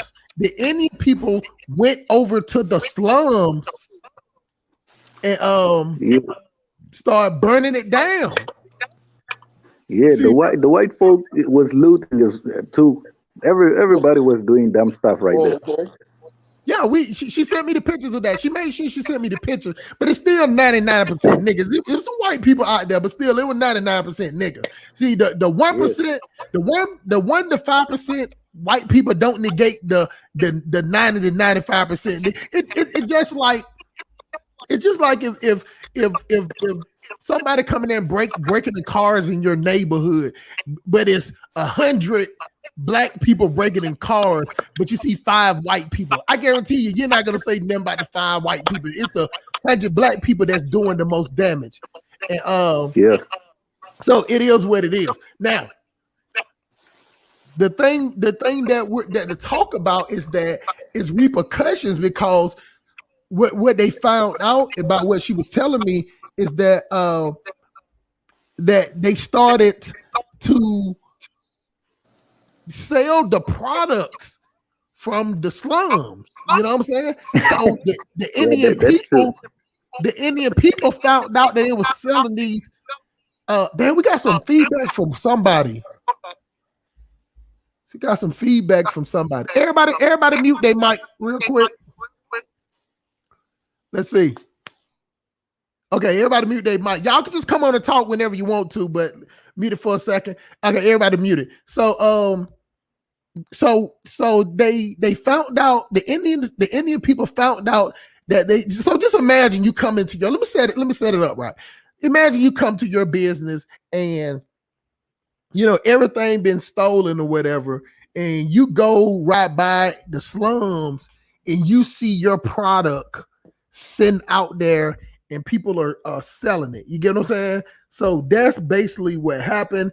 And so the Indian people's like, you know, if we can't get our shit back, we just gonna burn it down. So they start throwing what you call Molotov cocktail, and they burn it up. And if y'all heard in the video, these are they call it the squatters court, squatters section or whatever. Now in America, we just would call that's where the bums stay at. You know, people that ain't paying no rent because it ain't she told me it's no electricity over there, no running water or anything. So when they saw it over there like that, they started throwing the Molotov cocktails over there, and now they burning it up. So now the people, what I'm saying is a cause and effect. And because South Africa let so many Indians, Chinese people over there, that they can use, even though you stole from them, you're so much in a rush to sell the product that, what I'm saying, you won't even let the Chinese people or Indian people recoup their money back. See, that's damn, somebody got some feedback. Who is that? Can't be, is my mic? No, it ain't my mic. I think that's Diego mic, but it's okay though. It's okay. So, see, in America, if you steal a car or something, you're not gonna be on the market trying to sell that car the same day. We're just taught different over here. We steal something like that, we want to go ahead and sit on it. And damn, if the whole neighborhood stole something, everybody can't be out there like we at the motherfucking flea market, outdoor market, trying to sell the product while the riot is still going on. It was happening like that here in the Chi. If I wanted to interject, but last year or May of, I think, 20, when the George Floyd little stuff started happening, these kids from Inglewood, I was living in Inglewood, which is like 95% Black on the south side here in Chicago. And last year they had to raise the bridges because these kids, and I'm not saying it wasn't older adults, but the shorties went crazy. Downtown, straight YSL, Neiman Marcus, Saks Fifth Avenue. They wasn't stealing beauty supply shit. Right. They was stealing, and liquor store, like crap on the one on my block. It's a very big liquor store, Spirit Liquor, 74th and Halston. Anybody want to look it up? 60621. Kids that don't even drink had cases of Patron. I bought, let me get 2 of those. And, y'all got 18? Let me grab some of that. Okay. However, because I'm knowing you either going to get caught with it or whatever. I still got packs of hair, like Remy Virgin 30-inch, free, $10. $126 bags of hair. Yeah, marked up, still tags on it. So I understand, like, why the response was what it was there. Let me tell you something. Over here, I don't know. I know South Africa probably has an insurance process. Mm-mm. In Nigeria, it doesn't. I'm not sure about South SA. But what I'm saying here, Arabs and Indians was like, I already know. State Farm gonna break me off. I got business insurance. Yeah, that's why even the cops was literally right outside of the stores and wasn't stopping people. Because 1, they didn't want the confrontation, or 2, they don't want that smoke. Because what I can tell you about this little, I don't live over there no more, but them little kids in Inglewood, and that's where all the killings is coming from. All that drill shit, all of that is right there. And they all under 20. So it's not like if them Indians thought they was going to pull up, them kids had all the smoke for them, and they don't throw bottles and rocks and all that corny ass shit. You think you go, they already ran through those stores, putting signs, shorties spray painting on the front of the store, all clear. Like they the police. That's how we clear units in the desert, in Iraq, in Afghanistan. They're organized. So they could never burn our hoods. Like, I get what you're saying, and I dig that, but that's the difference. That's that simp shit, because y'all allow it, because it would never happen. It would never happen here. It would never happen. It just I explained that to her. I said that wouldn't happen here because they ain't finna ride back through no neighborhoods talking about what they gonna put it on their Indian Chinese Visa card and call it a day, because you're not gonna run.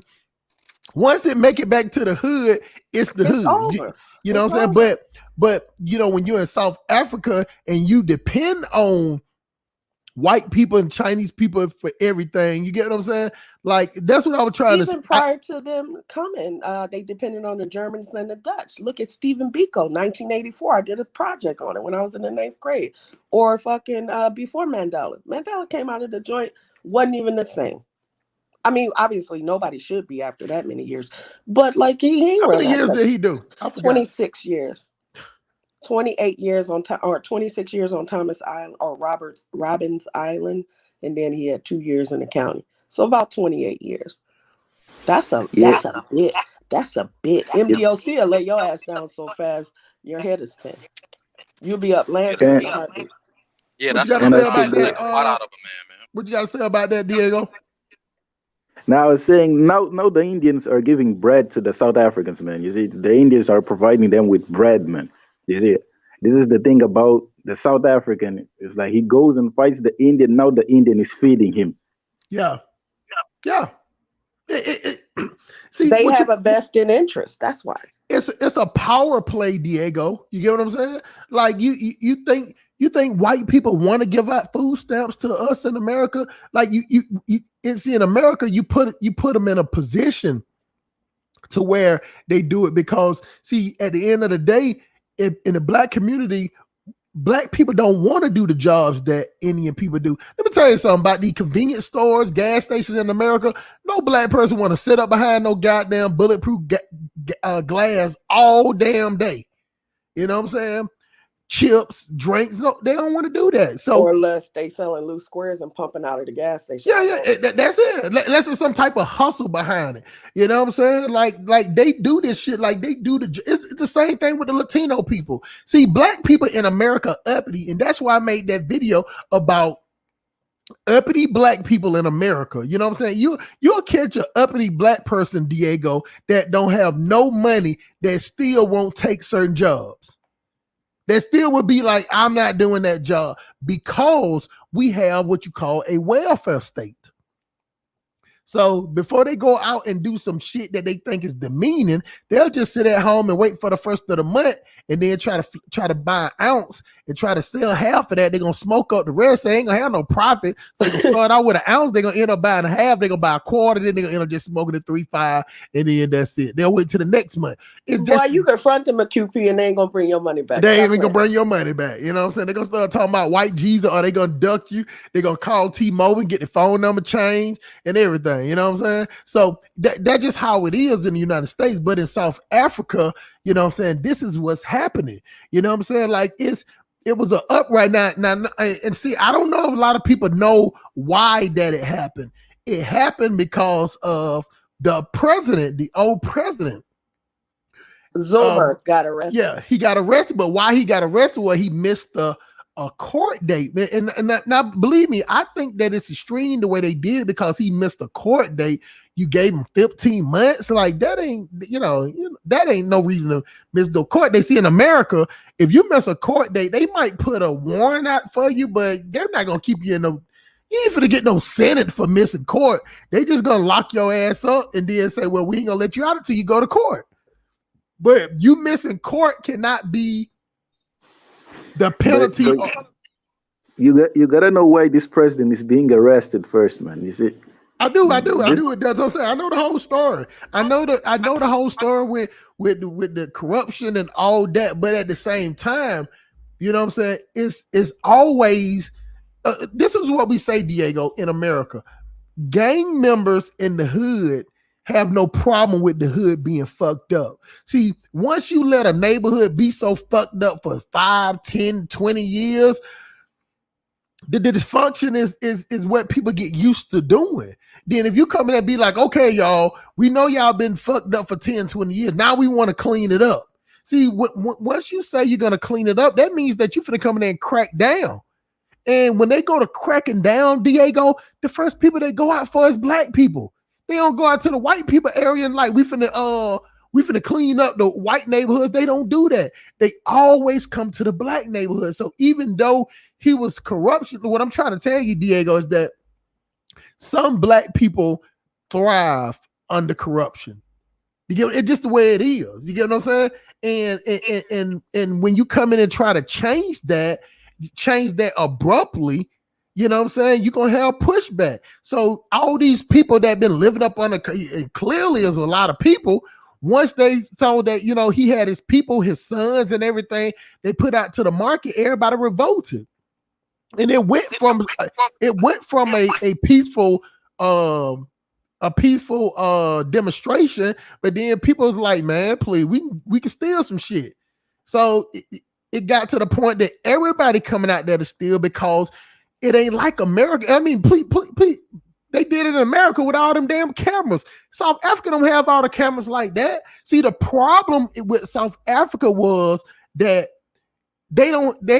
everybody don't have cell phones, everybody don't have internet. See, in America, you can put some on internet, put it on Facebook, put it on Instagram, tell everybody you know. You don't have to have products sitting outside. But if you living in the slums and you got all this product, all your product is sitting outside.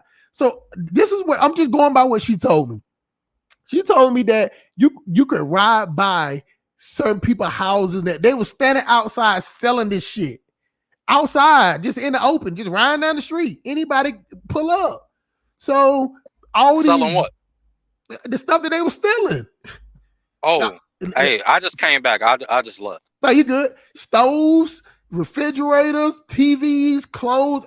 Man, let me tell you something. But she told me they went by the pharmacy, stole everything in the pharmacy. Everything in the pharmacy. Yeah, they stole everything. They just didn't mess with the bookstores, man, but everything was stolen. Yeah. Now that's what I like now. I like they that ain't mess with the books because they ass can't read. I like that they stole everything. You know what I'm saying? So, and it's just so many people over there. See, even though in America, it was you had maybe like 100 people, maybe in every city, but you know, when she told me, man, it was like thousands of, like they stripped the whole mall. See, in Atlanta, they just went by a certain place. They went by strategic places. You know what I'm saying? They weren't really breaking into convenience stores and liquor stores like that. You know what I'm saying? I mean, it did happen. Some liquor stores got broken into, but for most part, these niggas going to Target, Walmart, the mall. She told me that they goddamn went through the whole thing. When I say everything, Durban is a large city. It's the second largest next to Joburg, and it's got malls. It's like America, totally. No. Durban, for real. She said that they cleared it out. See, I ain't got no problem with that because over there in Africa, the middle class and the poor is so far out. See, in America, the poor and the middle class ain't nothing. Like, you'll get somebody that's in the middle class in America making $15, $20 an hour. The poor is not going to be nowhere behind, maybe like with $5 or $6, making $8, $10 an hour. So it's not that far off of a gap. But in Africa, the middle class and the poor is so off basis to the point that the poor is living with no working bathrooms, no electricity, no running water. See, even the poor in America got central air and heat. You go in the project, Mr. Diego, they got a refrigerator in there. They got goddamn central air and heat. You can go to rental center and get you a whole goddamn living room set that you'll be paying for 63 years. You know what I'm saying? But what I'm saying is you still can get the base. You're not going to be without the basic stuff. And cause of how many kids you got, Mr. Diego, the government going to give you $400 to $800 worth of food stuff for you to go shopping. And they're going to give you, they got TANF, food stamp, and they got all these services. All the bitch got to do is walk down there and sign up for it. All she got to do is take a fine ass, snapback body, goddamn look like she ain't never had a child, go down there and sign up for these programs. And she Gucci Montana. But that's not like that in Africa because Africa is a welfare state. So that makes everybody over there hustlers. See, females in America, they can be lazy. And the Democratic Party count on a lot of people being lazy. You know what I'm saying? That's the route we're going. Now, in Mozambique, Maputo, you know what I'm saying? What is the average daily or monthly or weekly income in Maputo, Mr. Diego? You're saying for the poor, you're saying the average. Yes. What? I would say the minimum salary is like $120 A month. week, a month. Yeah, a month. See, that don't make no goddamn sense. Wow. See, that's the fucking problem. Oh my God. And they can afford to pay more than that. Exactly. But see, Africa is one of those. Africa is a continent where when you keep people in a destitute state for so long, and then you just give them a little bit of something, they're happy with the little bit. It's the equivalent of somebody locked up in a cage. Keep somebody locked up in a cage for a long time, and then you know what? I'm gonna let you out the cage for one day, and then you're like, oh shit, it's getting a little better in this cage. Right. Yeah, but that's the point, man. You see, that's the point. These things are done for a reason, man. It's the point. Right. It's an agenda, man. Like course. they fuck up the country, man. Then they fix it. Then they feed you a crumb and act like shit getting better, man. The solution is to get these other races out the fucking continent, man. That's the Amen, fucking somebody. solution. Come on now. Man. You know what? I'm not even mad that they fucking rioted and shit, man. That's they fucking land, and they gotta live in a state of poorness and shit, man. Fuck that, man. Get them for everything. Run into every motherfucking store, man. I almost said, I'm happy for them raising up too, because I think George or BLM inspired SARS, and SARS inspired the uprising in Tanzania last year, and then now here we go, South Africa and Durban. Come on. Yeah, but this is what I hate to say is the situation will get worse for the Black South African man. Yeah, yeah. That's one of the consequences. But I can't say that much worse, because they just only are 20 years removed from the worst. So their rock bottom was 1971 through 95. And then they put this puppet master in line. Mandela was not himself. He was being run by the EU and the AU. So, like, demographically and especially, like the brother was saying, like, yo, it's such a wide gap between the poor. It's like big difference in the amount of wealth you can make. You can't make a lot of wealth if you don't have an education. You can't get an education if you don't have the money. You don't have the money because you don't have a job. Come on now, folks, look, run them up off y'all land. I was gonna, and this is the only reason why I interjected, was because I was gonna say they should have did that before. But they did. I forgot. 1968, 1971, 1979. Trust me, when the U.S. get to acting stupid, Africa be starting to move like they cousins. Yeah, because they know we with the shit, and it's more of them than it is of us here in the States. Trust me. Well, they got more black people in one damn state in one of their countries than we have in the whole of America. Shout out to Mr. Romy Peso. He in the building. He's over there. The Queen Make. I'm sorry, I got to say his full name. He has a channel. He's over there in Kampala, Uganda, eating that salty ass motherfucking food over there. You know what I'm saying? Shout out to Mr. Daniel M. He's in the building. He said Mandela messed up everything for South Africa. Yeah, she's speaking facts. And Mr. Unitas one say she's speaking facts. See, but the funny part is that with it being so many, the reason why I say we are doomed is because with all those black people in Africa, and all in every 4 or 5 years, change that every 40, 50 years, some different regime of oppression comes about that nobody black that be like, you know what, we need guns here. You get what I'm saying? Like I don't think like they'll that. ever do that because they already have their sovereign states that's being ran by colonialism But what I'm colonial. saying is, it still can be ran by colonialism, but you can still have a president that say, you know what, we You want to have the let right it to bear arms. have a right to bear arms. That's what I'm They saying. ain't Like gonna do that. It's Well, too many of Ghana, them. It's power number. you say well, what? Ghana just signed a deal with Russia for they just signed a nuclear deal and shit, for Oh, nuclear warheads and shit, mm. So somebody waking up, man. But see, the thing about it is, it's not that it's a nuclear, it's a path, it's called a path to nuclear war. But see, that takes at least 30, 40 years because you have to have a factory of enrichment. See, To enrich the Oh uranium, yeah, but they enrich can buy oh it uranium. yeah, enriched. See, That's plutonium and just all that like shit. buying cooked Coke.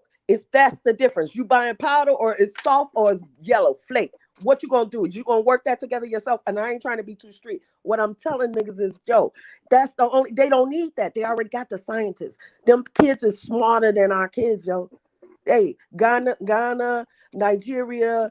I'll give it Cameroon. They a lot modern in their schools because they got that good British fucking Queen's English and they know how to speak it proper. And they know the sciences just like we do.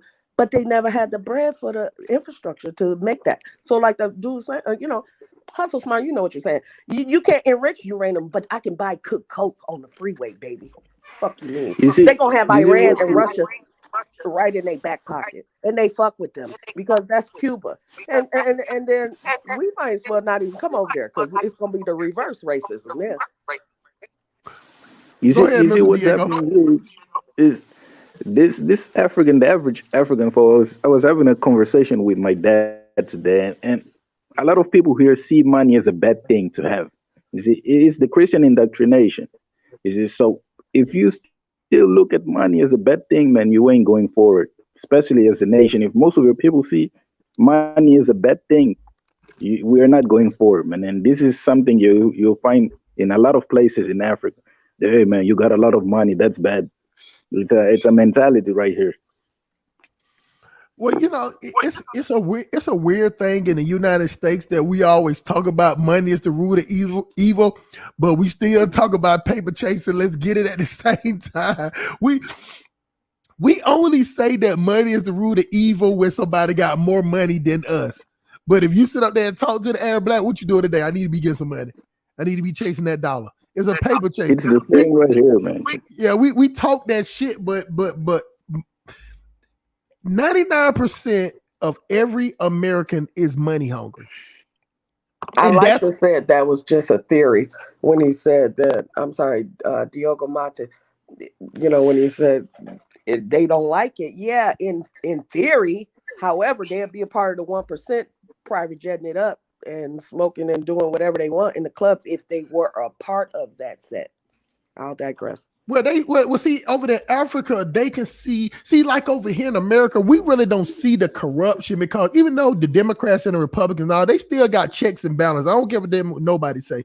They get away with certain stuff, but they don't get away with, like it's nobody in the federal government that works there can get away with taking money out the treasury or taking money out the U.S. Reserve. Ain't nobody in there can go to the goddamn be like, let me steal a couple of these bars of gold. Like that ain't happening. They're not going to risk their career because the government is paying them properly. But that's what I'm saying. It's a corrupt government official in any African country, and you can pay them without. That's the difference. That's what I'm saying. These are what you call first. This is when I made that video called "First World Problems" and Third World versus Third World Solution. I mean, it's nowhere in the world that could happen here. You get what I'm saying? But over there, that shit, somebody can walk in and be like, man, you know what I'm saying? Let me just write a check. Let me no COVID test. Let me write a check for $350 million and let me go. We gonna all buy houses for everybody in the family over there in London. You know what I'm saying? It can just happen that easy. So when we understand that, as Africans, they look at it because the funny part about it is, just like in Mozambique, they're real religious people. So they go by, you know, when they're preachers and tell them that money is evil, like, you know, They're gonna live by it. they're gonna live by that because Yeah. they don't have anything. LOS That's when the you 12-step brainwash camp. That's the why. Man, I just want to say, Yeah. man, that shit, it's just fucking sad all the way around. it's dog. sad. Shit make me depressed, dog. It- We it- we boxed in, The poor everywhere. people are the religious ones. But see, it's the same thing here. That's what I'm trying to tell you. Most of the poor people are the religious people here. But the funny part is that we have a welfare system that still niggas be like, man, I hate money, whatever it is. But let me go down to the food stamp office and register for these food stamps. Diego, do you know that a woman can go down to the welfare office in America and get she can get a cell phone, she can get a laptop, she can get free internet, she can A get house. she can get apartment, 2-3 bedrooms. Don't forget them fucking food stamps while I'm paying cash. She get $200 for food stamp for herself, and she'll get additional $150 to $175 for each additional kid. And she can get an apartment that has a refrigerator and a stove in it. And she can get probably some AC if it's she can get all time. Oh, she's gonna have central AC. That's mandatory in the United States. Ain't nobody goddamn put no air conditioning in the window. Not in government assisted houses. All government assisted houses got somebody. Come on, tell the truth. They all got a goddamn HVAC. You know what I'm saying? So they can get that. All they got to do, Diego, is not have a man in the house. How hard is that? You know what I'm saying? But that let you know who they really afraid of, though. Our kings. You're mad because you know if we keep this family unit together, we might do something. And if I'm backing him and I got him when he fall off sometimes, I mean? Like, I go pawn my jewelry to get my nigga out of jail. This is how I rock. You know what I mean? But let me tell you this though, I'm gonna be right all the way honest. Even if black women and black men stuck together, we still wouldn't be shit because we'll still be 40 million until we stop aborting babies, giving up on our kids at the age of 16. Because most people that I know was put out the house between 16 to 18 years old. I've been rocking since 14, working real job. But that's the thing. At the plant. Yeah, but just because a child has an attitude does not give their parent is that not enough reason to kick their child out the house. Now I understand how we black and we do things, but you know, white people don't do that shit. You get what I'm saying? Like they let their kids develop. So their kids don't have to go out there and be 14 to 16 years old out there living in trauma, trying to come up off money. You know what I'm saying? Right. Like they let their kids stay around, Diego. You know what I'm saying? Black people, child get 18 years old and her ass sticking out a little bit and her titties up a little bit, and she say something the wrong way. A black mother will be fighting with her and trying to put her out the house. That's the way it works in America. You get what I'm saying? And still be trying to collect the money. Like this is how American women is, Diego. We got a system where your kid kind of it ages out at 18. So once a child get between 16 and 18, usually the mother start changing on her daughter. Now, she'll let the son stay there forever. Come on, tell the truth why I call Jody. And you get what I'm saying? Now Diego told me my sons is using me because I still buy their sneakers and shit. They cut off. No, for real. But you know, just the way it is here. Because a female is in competition with each other, even mothers and daughters. See, but she's not in competition with her son because she uses her son like a boyfriend. You know what I'm saying? Like even a bodyguard. A bodyguard, you know, or either the son can go out and make money for her. The son go out and sell drugs, do whatever, you know what I'm saying? And on top of that, if the mom is sexy enough, the mom gonna be fucking the son friends. You know what I'm saying? Like, I know what you mean, but no, it's some standards. You gotta have some. No. These bitches ain't got no. These bitches ain't got no standards. These bitches ain't got no morals. Yeah, that's because they ain't grow up in the church. They ain't got no sense. I understand. You know what I'm saying? They just ain't got it. You know what I'm saying? Like, believe me, man, these bitches fucking in the church. They fucking in the church parking lot. Them the worst ones. I don't even mean to use that as a reference, but I'm just saying, like, as the beginning, even if some of us, even if I grew up Muslim and actually went to Catholic school, so I get it. But like I'm saying, maybe the girls there definitely we so prim and proper trying to behave that when we get a chance to get loose, trust me, what's happening is not exactly what they think. It's never what it looks like. Trust me. You guys overly praise this idiotic capitalist system. Life is not about getting money. The U.S. is a sad place to live, frankly speaking. Now, I will halfway agree with you. It is a sad place to live because we're in a rat race. You know, you find out you're in a rat race. You find out between 8 and 10 years old that it's a money society, and that if you don't got money, you ain't gonna get shit but the bare minimum. You get what I'm saying? But the thing about it is pressure on you in the United States to get money. See, it's not pressure like that in Africa because and I'm gonna be honest with you, it's because of the electricity grid. You know, see, mostly everybody in America got TVs. Mostly everybody in America got cell phones. So it's promoted. When you got people in Africa that don't even have TVs, don't even have electricity, you can't use that propaganda on them like that. That's why they can be out there broke, running around with a goddamn bed sheet wrapped around them. You know what I'm saying? Stuffing t-shirts in the pussy when they period on, and they be out there living, you know what I'm saying, with flip-flops and thick cankles and fucking crust all on the feet, barefooted like it ain't no thing. That's why kids can run around butt naked in tribes and nobody say nothing. See, in America, we fucking perverted here. We are perverted in the United States. So I agree with that. But it's not that. The only part I don't agree with it, that we don't praise it. We just in America, we have this thing that where we know what we in. Now we ain't fooled by that. Now you got some people religious and everything. That's why I always talk about when I talk about y'all giving money to him. We always bring up the church, because even though the church talk about all that hallelujah, hallelujah, they talk about money a lot. In America, have whole genres of preachers that are just simply prosperity preachers. Prosperity pimping. Creflo Dollar. I've been out there, the World Changers in College Park, and New Birth in Lithonia, and they all about the bread. I had never in my whole, I was about 35 then, never had seen a fucking ATM in a church. My grandfather would be ashamed. He was an imam. He would be like, "What?" and stuff feel like. It's I seen him dancing on money one time. He was dancing.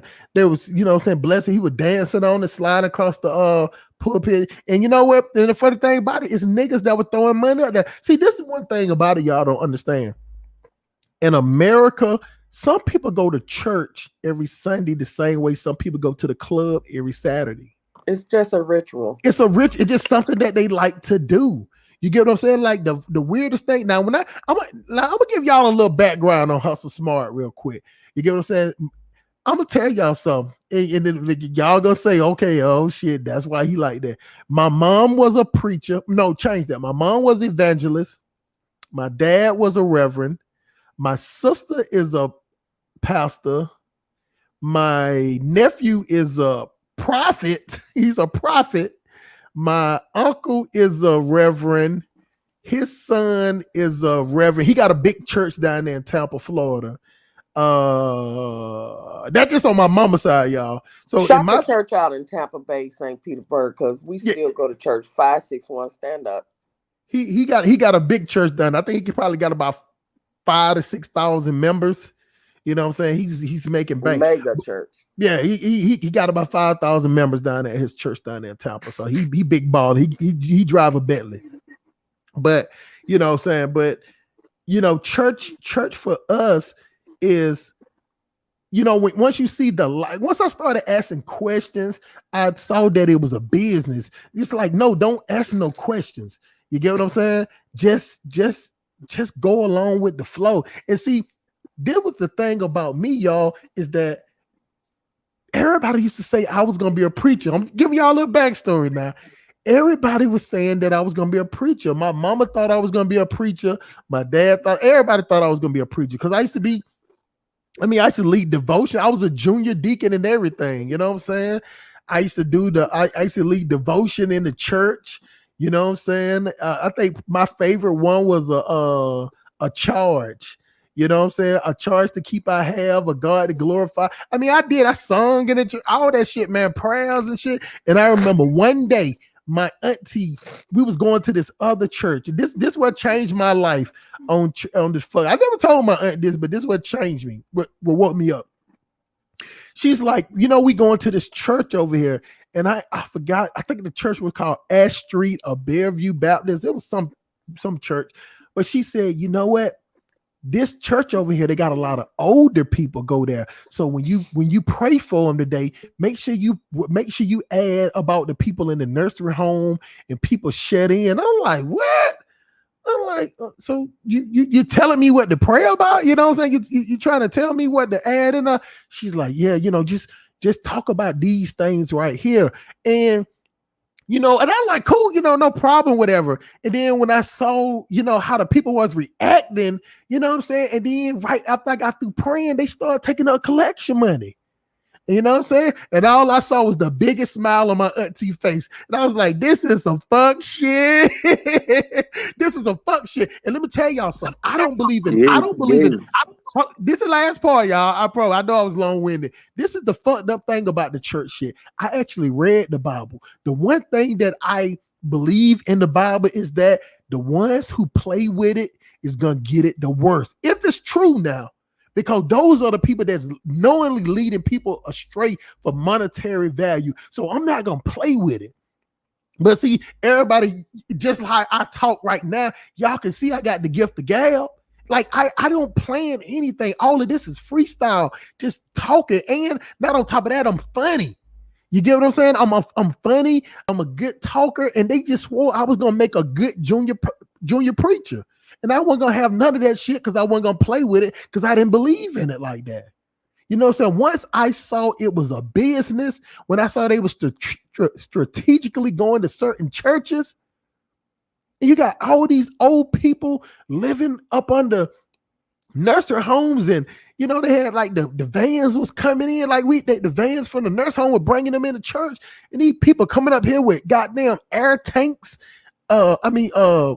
air tanks and plastic things in their nose, and they rolling up in wheelchairs giving their money. I couldn't do that no more. So when I start asking questions, then they want to call me the motherfucking devil. And this is the last thing, y'all. I know I talked about this before on one channel, but I'm gonna say it again. Just go with the channel. I started asking questions and didn't want to do it. And I woke up one day I swear to white Jesus, my mom and dad are dead. Both of them are dead. I swear on my mom and dad grave that I woke up and they was standing over me and they was like they were doing an exorcism. They were putting that palmolive oil on my forehead and shit. I swear to white Jesus, I thought I was gonna get raped up in here. I ain't know what the fuck was going on. You know what I'm saying? But these motherfuckers were doing the exorcism on me because I didn't want to play church. Because all of a sudden I did a full stop and didn't want to I ain't want to go to church no more, none of that shit. But these motherfuckers want to put an exorcism on me. I'm talking about putting oil on my forehead. My dad was there, everything. Like it was a concerted, combined effort to get me back into church because I had my older cousin. He was like 4 years older than me, and he was more he was more that type preacher. I was more the rebel, the outspoken, scream at your preacher. You know what I'm saying? He was the one, and I turned and I heard in the voice. He was that type of preacher. You know what I'm saying? I was the witty, outspoken, talker. So they felt like we could be a good combination. They can build on that. I was like, fuck that shit. You know what I'm saying? So they tried to perform an exorcism on Hustle Smart. Don't ask no questions. Just like Mr. No, don't ask no questions. They called me the devil because I started asking questions.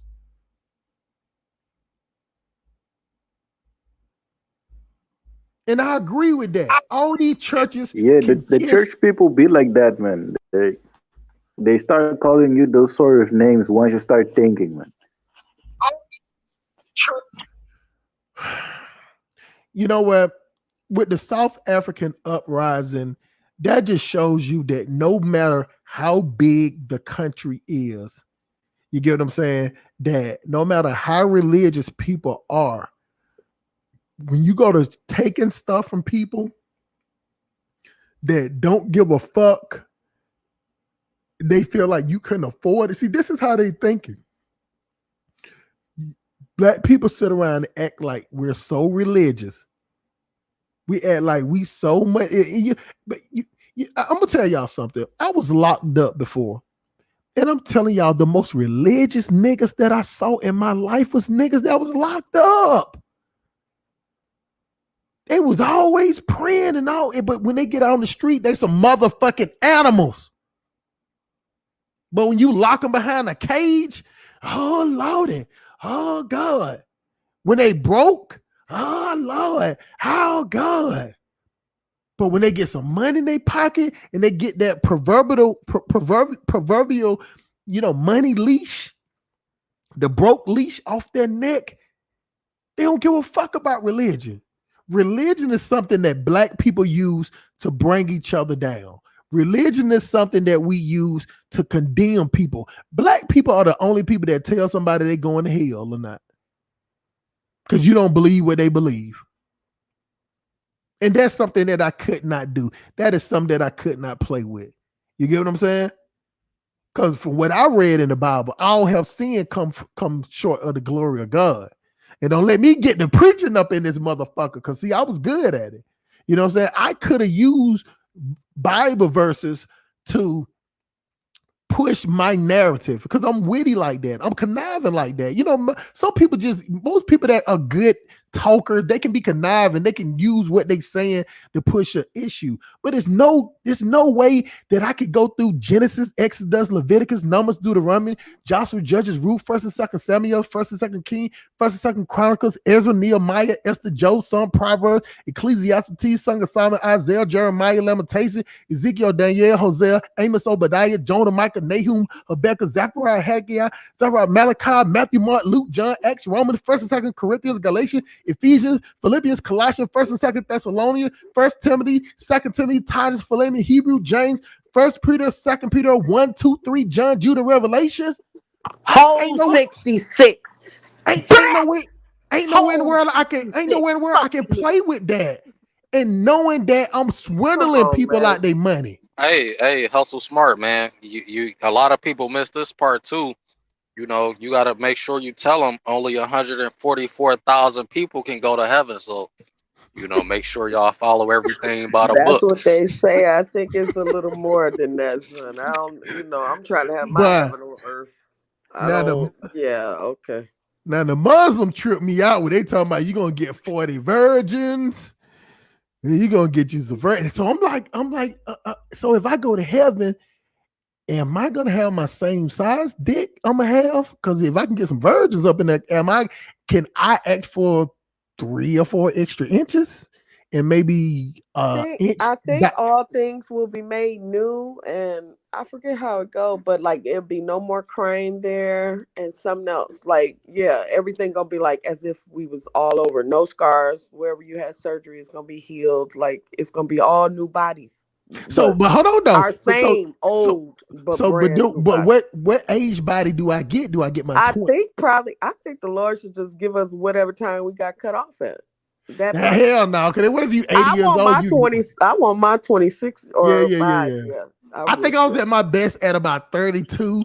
You know what I'm saying? Yeah. I was loving on me from 20 to 30. I remember when my 30th birthday was coming. I got scared. I was like, damn, wow, I'm getting old. Like I really was afraid in a way. Now I'm not saying, you know what I'm saying, I ain't pulling out no beanie weenies, but I ain't working with a monster either. So, you know what I'm saying, I could use a little, Jesus magic and get me 2 to 3 inches.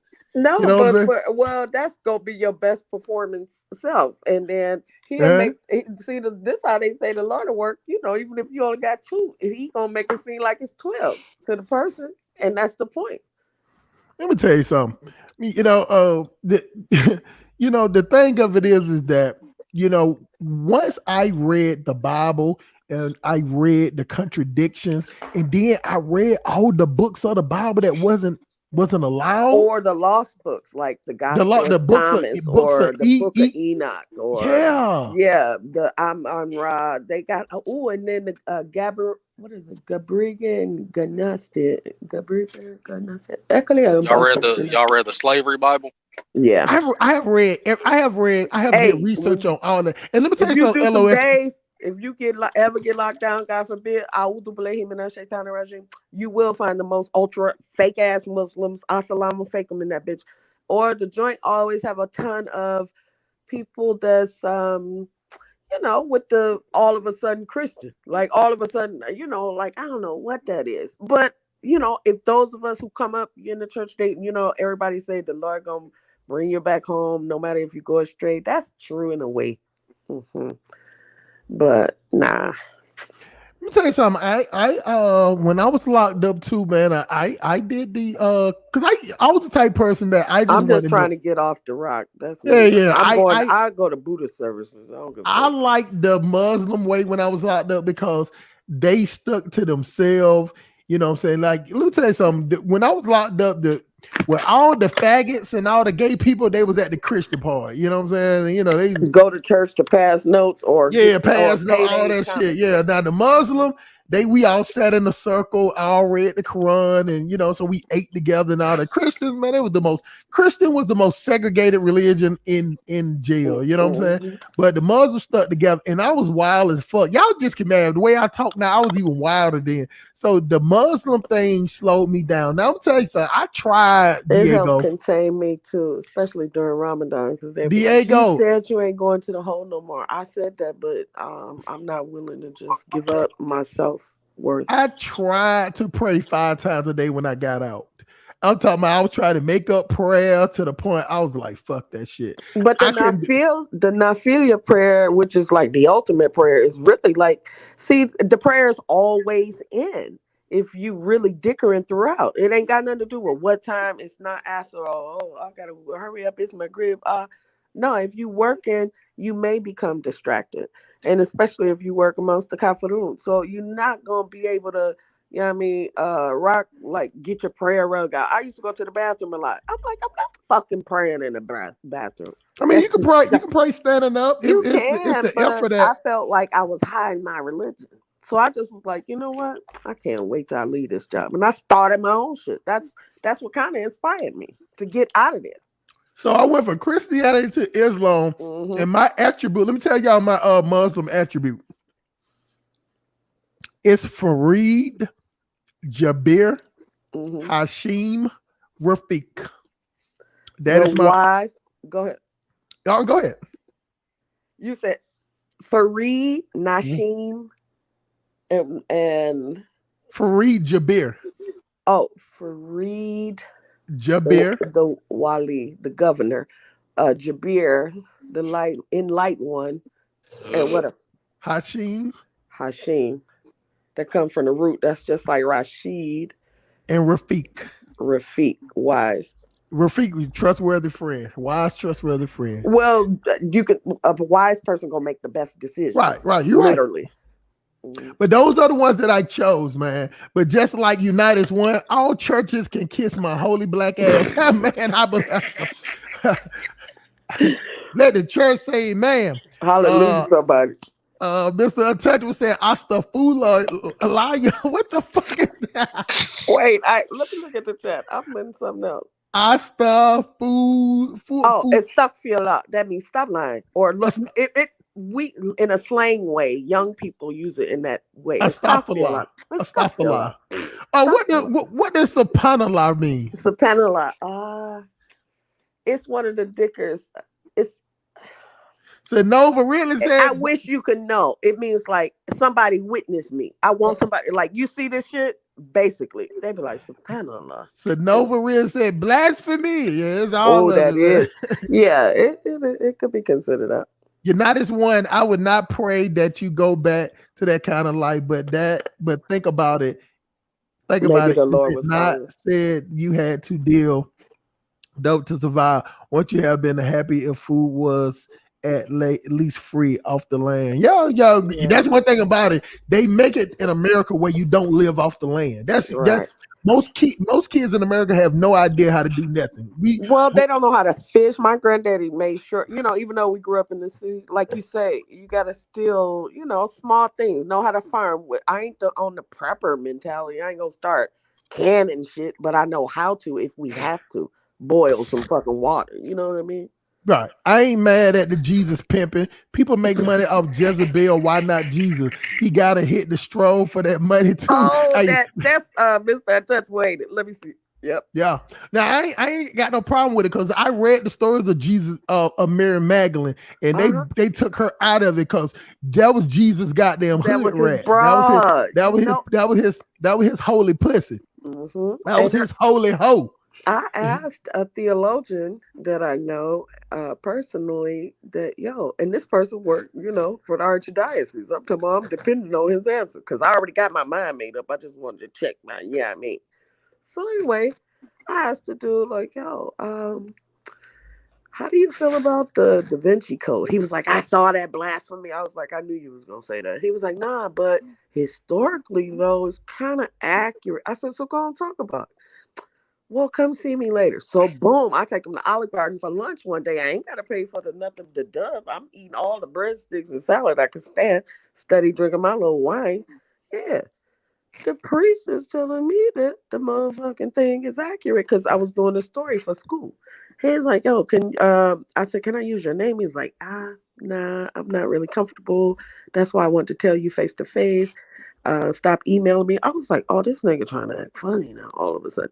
So I just got up, and when we was walking to the car, he was like, nah, it's not like that. It's just that we really can't, we're not supposed to disclose these kind of things. Did you give him some pussy? Did you fuck him? Oh, I wish I would have. Okay, then that's probably what it was. Only person I ever wished that I ever was, my goddamn lawyer.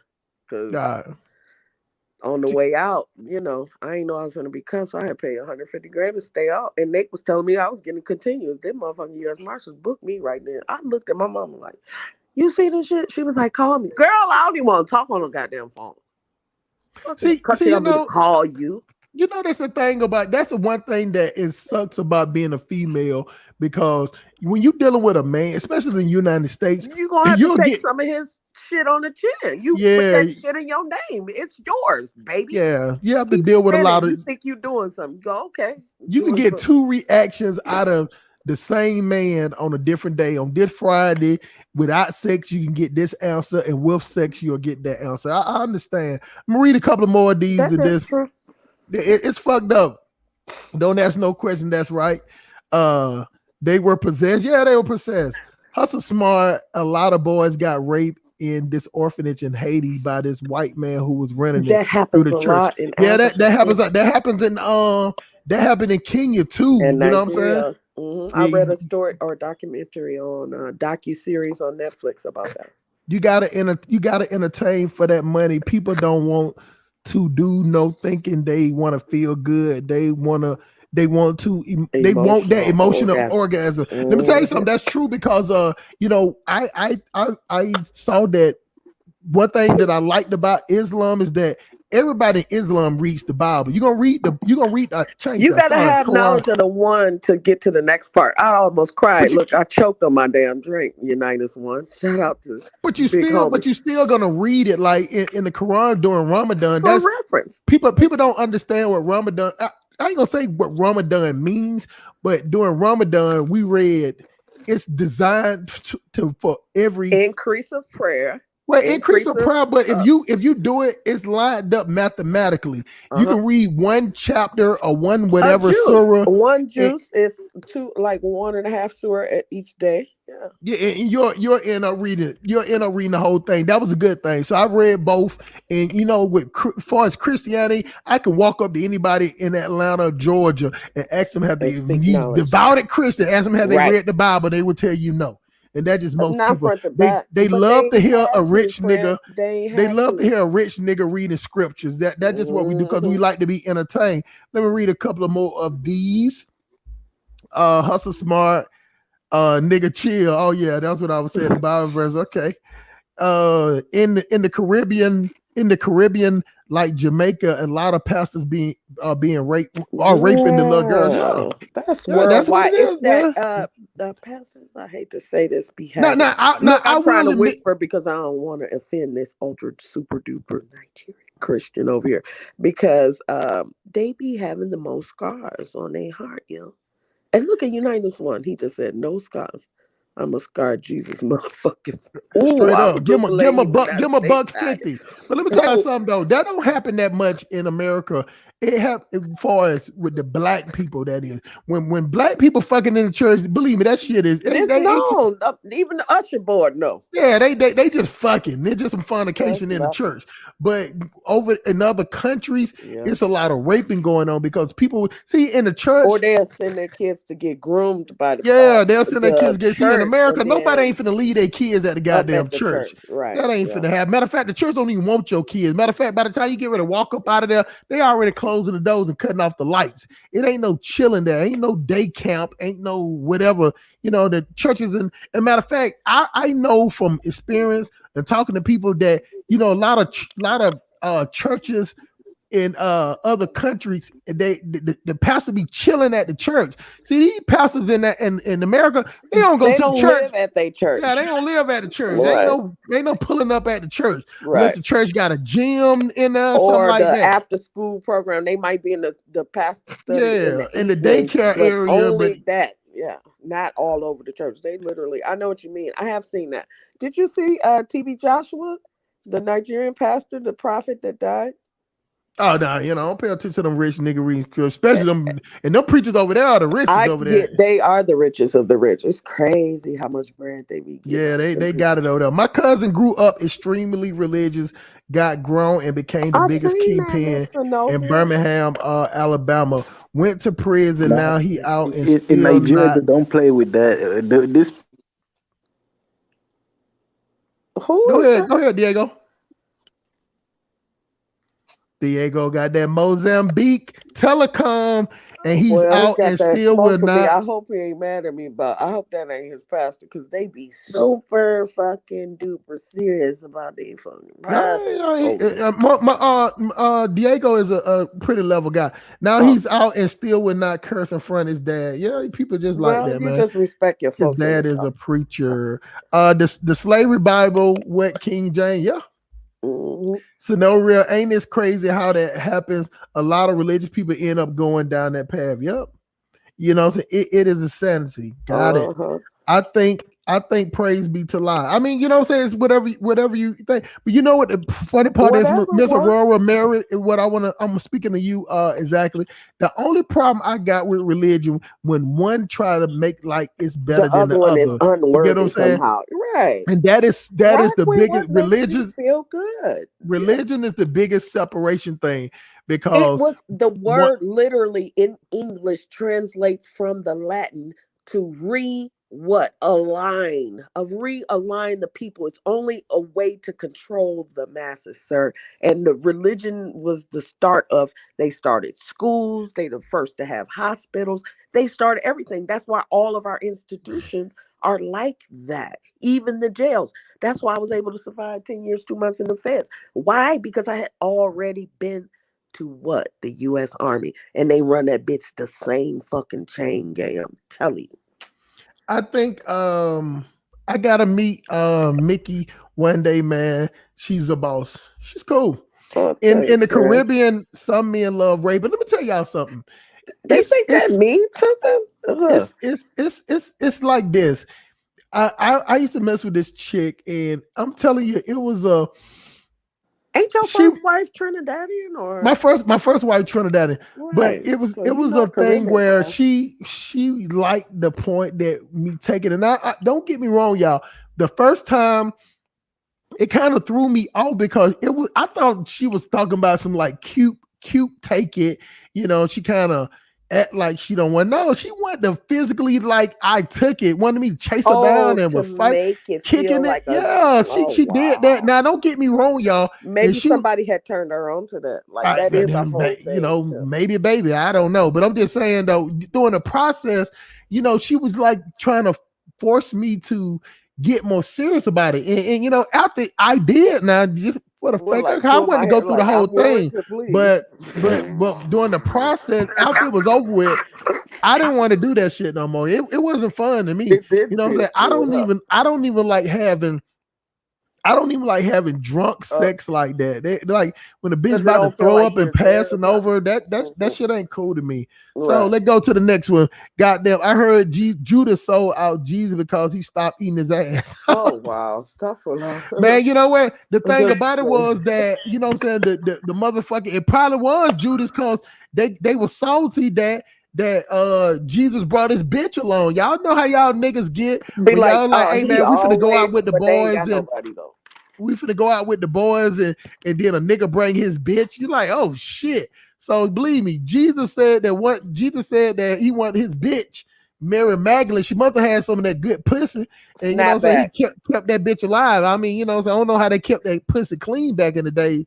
So with some frankincense and mints, right? And myrrh, olive oil. Like instead, there was no soaking the pussy in rags olive for oil. tampons. Soak the rag in olive oil. Yeah. I was referring to Subhana Allah Hustle. I knew what you were saying. Mr. Romero. But you know, we was talking about the rape thing. You know, some men they like that. They like some men get off on power or something. It's raping women, and there's some women. Believe me, it's women that do the same thing. You know what I'm saying? Wait. Can you excuse me? Say that the R word on your channel without it being demonetized? I don't know, but I don't say it like 5 times. Oh, so okay. I don't give I'm a fuck. just saying, don't let the views go up. Oh, no, I don't give a fuck about that. You know what I'm saying? My channel is all about conversation or whatever. You get what I'm saying? That's why I don't worry about monetizing. All my money comes from donations. People be building brands, you know. I don't know. Yeah, they build it. No, I'm not building no brand over here. I'm not building no brand because I'm never stop talking what I say. I don't think about what I'm gonna say. It just comes out. Religion is the biggest gangster. Probably meant to type the T. I understand. I just like to read how I just want to let them know they did it wrong. Religion, that's from Miss Novia Ridley. Religion has the best marketing campaign in the world. Yeah. But let me tell you something, Mr. Untouchable. It all started back with Constantine. You got to go back to your history. The Council of Nicaea. Where he put up the council, but it all started with Constantine, the emperor of Rome, and he wanted to. He was at that point. He was the number one. He was the king of kings, and he wanted to put everybody together. So they put together the Bible. You know what I'm saying? The Council of Nicaea, and they the ones that made Jesus into this Messiah. You just got to go back to it. They chose what books to leave out and chose. And let me tell y'all something. It's another religion that was based off of, because even though they claimed Christianity, it was a second religion that they worship, and it was just a man religion. You know what I'm saying? And that's where the term of, you know, afterlife and all that came in. They added to it. See, that y'all got to do y'all history. It was a religion that at all the churches, under the church, they had another religion. While this going on, I'm gonna pull up that religion for y'all. And they had the man, and they had the statue had that 2 holes in it. The holes like a crown, and they would put candles over the head to make it look like a crown shining. The religion took all of that. But this religion was just off for men. You know what I'm saying? Because they were showing this as fuck back in the medieval times. Yeah. So they had a religion that's just for men. Now, that's why they said the Muslim, you know, I'm not going to say it's a man religion. Muslim men, they don't let the women be with them. Yeah. But this religion, even the services are separate. Even this religion has separate. It was just for men, and it was an elitism. It was like how we say the boule. It was an elitism religion, and that was added to Christianity. So that shit that y'all worshiping and praying to, man, that was some goddamn choreographed, goddamn kid in play stepping, James Brown mashed potato, Michael Jackson moonwalking, goddamn Barry Sanders shucking and jiving, some fuck shit. You get what I'm saying? Super Bowl shuffle having looking at. So yeah, Dickie Shuffle, you know what I'm saying? Happy Halloween, Headless Horseman, fuck shit that y'all worshiping. And that shit was all goddamn crafted. You know what I'm saying? That shit started back in the goddamn before Christ. And that was real. I freestyled that one for y'all. Damn.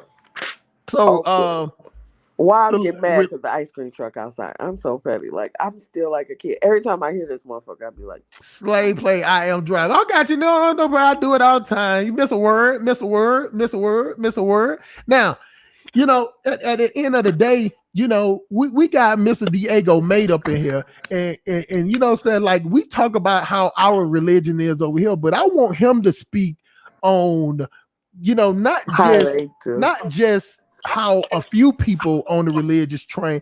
I want him to speak on what the majority feels or how they operate when it comes to religion. Diego, mate, you in here, my brother? Yeah, I'm here. I'm trying to mute myself. Okay. So you want to know how the majority think about religion? Yes. And how they think about it and how they operate. Okay, so it depends. You see, the poor people, they are into religion, but in a toxic way. I should put it this way. They in a religion in a toxic way. Then you get the middle class people who they go to the Catholic churches. Those people are just going to church to meet other people. Now the rich people are not really into church like that. You see, so it's the poor people who actually are into church in a toxic way. And these are the people you see in Africa the most. Now, let me say something. No, well, let me ask you this too. Now, see, in America, you don't have to play the role to get a church bitch. You get what I'm saying? Like, you know, the church bitches, they don't give a fuck. They'll leave out of church and they'll pull up at a store and they can be trap niggas out there. If they like the nigga, they like the nigga. They don't give a fuck. Like American women don't give a fuck if they go to church and they man sitting at home playing the PlayStation. He don't go to church. They don't matter. But in Maputo, is it easier? Like we talking about religious female. We talking about that go to church all the time. Can you get a female with if you're not a Christian, or are they the type of females that's like you have to be a Christian to get that pussy? Now you can definitely have, bro. I don't go to church, man. So now we are not that religious, man. I will tell you that we are not that religion. Only the Muslim folks in the north are very religious.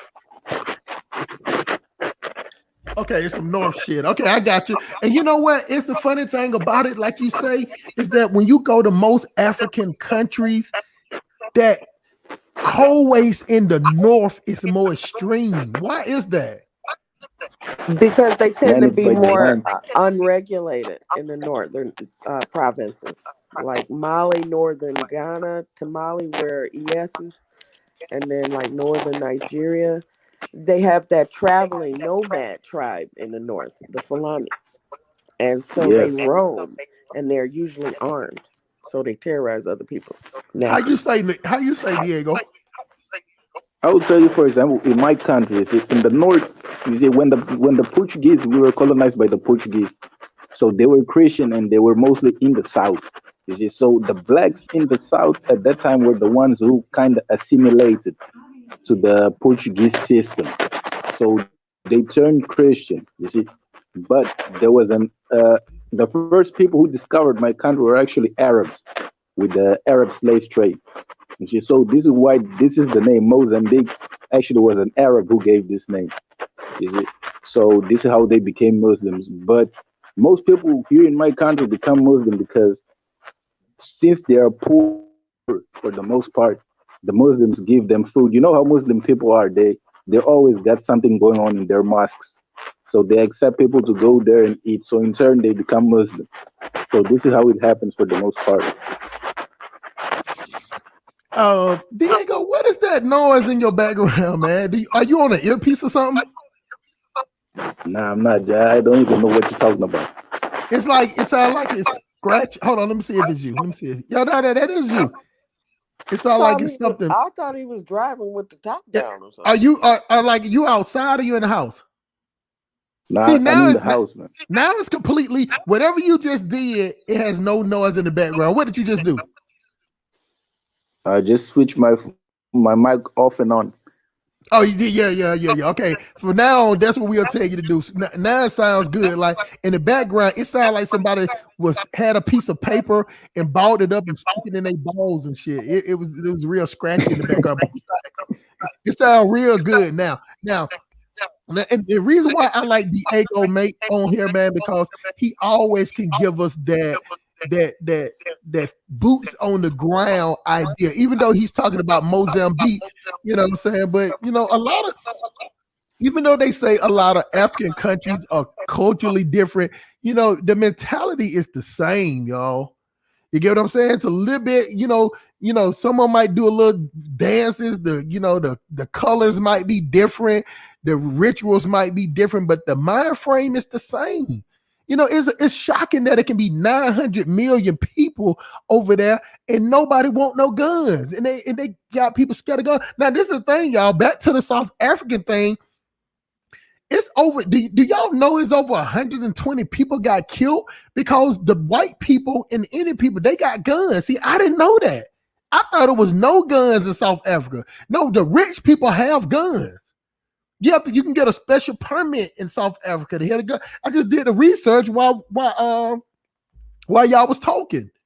Certain people can own weapons. Let me read this one right here, Mr. Touch. You know he got some crazy to say, man. Why are the women and men separated at the mosque? Do emails think we'll stand behind the women and sniff their ass crack while they do salat? I think that's funny. Oh my God. Let's go to the next one. Hustle Smart, you should start an own church. Man, let me tell you something. If I start my own church, I'd be in there, that bitch will fall down. That's how I think, because I ain't going to play with religion like that. But I appreciate that, though. Amor, man, he trying to start one. That's probably why he was building the fund. Yeah, that's why I got that building fund. You know what I'm saying? Now, this is the thing, y'all. What I don't like about the South African thing is that if you're out there protesting about the president being locked up, you should have like now one thing I give us credit in America. Everybody ain't looting and stealing. Everybody ain't stealing underwear and socks and tennis shoes and microwaves and food and all that shit. And the funny part is I don't know why they stole the food and all that shit ain't got there. Motherfuckers then don't even have refrigerators like that. And don't have 24-hour electricity, but I forgot. I seen the markets, you know what I'm saying? Yeah, they have food laying out there with 3 million flies and all the mosquitoes and shit. But you didn't see the protest. See, that's one thing about America. When the white people start talking about, they out there rioting, but you still saw it was like half and half. It was half looting, half protesting. Peaceful protesting. But all you saw in Africa was some dusty ass niggas running around stealing. That's all you saw. I watched so many videos and I even asked my South African boo about the protesting. She said she didn't see. It goes back to that point I told you before that it's a primitive state. So you can't expect too much of a conscious decision when protesting, is it? That was a irrational thing, man. I get it. See that primitive part of it fucks me up all day, because it for you to stay in that primitive state, that means that instead of you trying to raise yourself up, you're waiting for somebody else to do it for you. And see, that's the difference between America, a first world country, and a third world country. See, a third world country will just let you be dumb.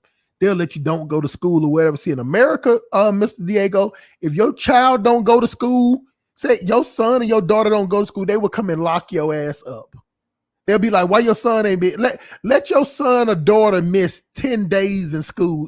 See, these are some of the laws that we don't talk about on the internet. We have laws in the United States. If your child missed 10 days out of school, they will come and lock up the pay. You got to have a good ass reason. A good ass reason. But you see, here it's not mostly the case of the parents not wanting the kids at school, man. It's just people living on $2 a day here in Africa. You see, this is why you find kids washing like the cars and You see, when you just stop in the red light, they start cleaning your cars and all the stuff because they need to make the money, man. Because it's harsh for the poor, man. It's very harsh out here. What about see, one thing I noticed, and I heard this too, Diego, so you speak on this too, is that just for we not talking about private school, we talking about regular elementary school, regular whatever, however y'all call it. We call it kindergarten, change that. We call it preschool, change that. Pre-K, pre-K is preschool. Pre-K, preschool, kindergarten, elementary school, middle school, high school, college. Only thing you got to pay for is college. You don't even, all the other ones, 0 through 12, you don't have to pay for. Now, is that the same over there? Do y'all have free public school in Mozambique? Yeah, we do have free public school, but you gotta pay for the uniforms and the books and all the stuff. But the tuition is for free. So hold on. So you have to pay for the books? Yeah, the books and the Then uniform. it's not free. It's not free then. It's not free. What about the food, the lunch? Now you gotta take your own lunch, man, because with us is from 7 a.m. till 12 in the afternoon. So by the time you get out at 12 in the afternoon, you go and eat at home. So school is see not now do y'all see what a police academy? You see how I asked the most questions? See, that's information that I did not know. I did not know school is from 7 to 12. See, that wouldn't work in the United States. Nobody could have a job. You get what I'm saying? In America, school is from like 7 to 3 or 7 to 4. And they have after school programs for kids that stay over. Sometimes the after school program can go all the way to 6 o'clock. But you're talking about 7 to 12? That doesn't make any sense. Like at the schools in America, Diego, kids get breakfast and lunch. Do you see what I'm saying? That's cool, man. And the books are free. And the uniforms, now at some schools, you have to pay a uniform, but if you don't have the money, the schools will pay for it. If we got this thing over here called indentured summer for it ain't indentured servitude because that's slavery, but you can file indigency and they got programs here. That's what I'm telling you. See, we got like a welfare state. You can go to a program where you might have to go there and volunteer your service or something, and they'll pay for your kids' uniform. But, it ain't the point that if you don't have uniforms, you don't go to school. But see, what I found out about the uniforms over there in Africa, that the uniform is what pay the teacher's salary. That's what they use money for the uniform for, right? It depends.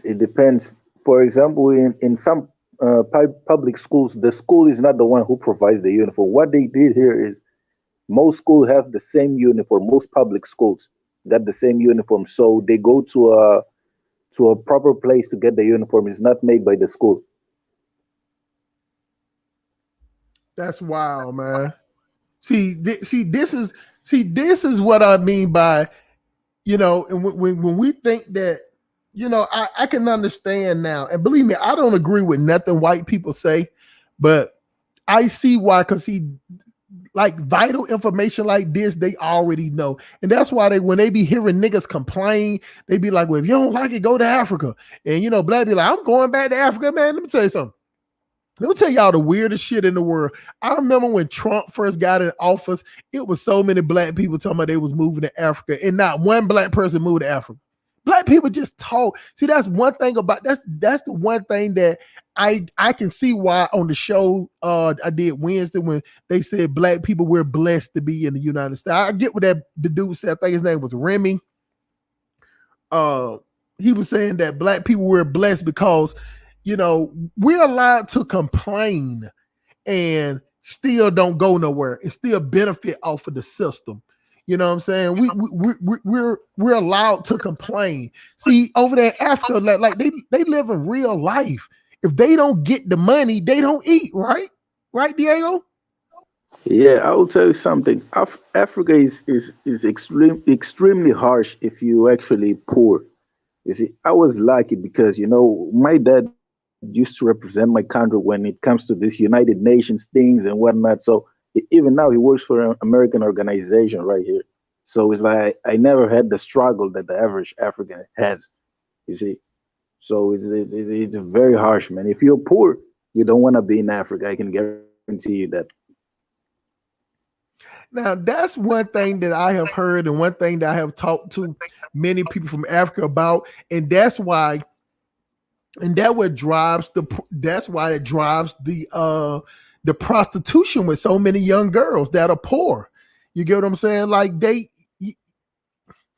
if it comes about, I'm sitting here, we don't have no money, no food, we all sharing a cup of rice or whatever. But I already got these men, everybody trying to fuck me. So pause. So hard pause. And so why wouldn't a young girl go out there and get money? Because the young girls there are still impressionable. Because they still see other people doing things and they want stuff. You know what I'm saying? So, and if a girl, you know, if somebody's gonna take it from her, you know what I'm saying? Why wouldn't she sell it? And if a girl goes around and niggas just keep taking the pussy, why wouldn't she go out? You know what I'm saying? Like it comes about because I remember this girl was telling me about that, you know, she in America, a lot of girls don't sell pussy. They're not prostitute just to eat, just to survive that day. You know what I'm saying? They're really selling pussy because they don't want to get a job. See, over there in Africa, a lot of girls sell sex just to survive. Just to live day to day. And then, like far as the ones on the street, they ain't even making a lot of money.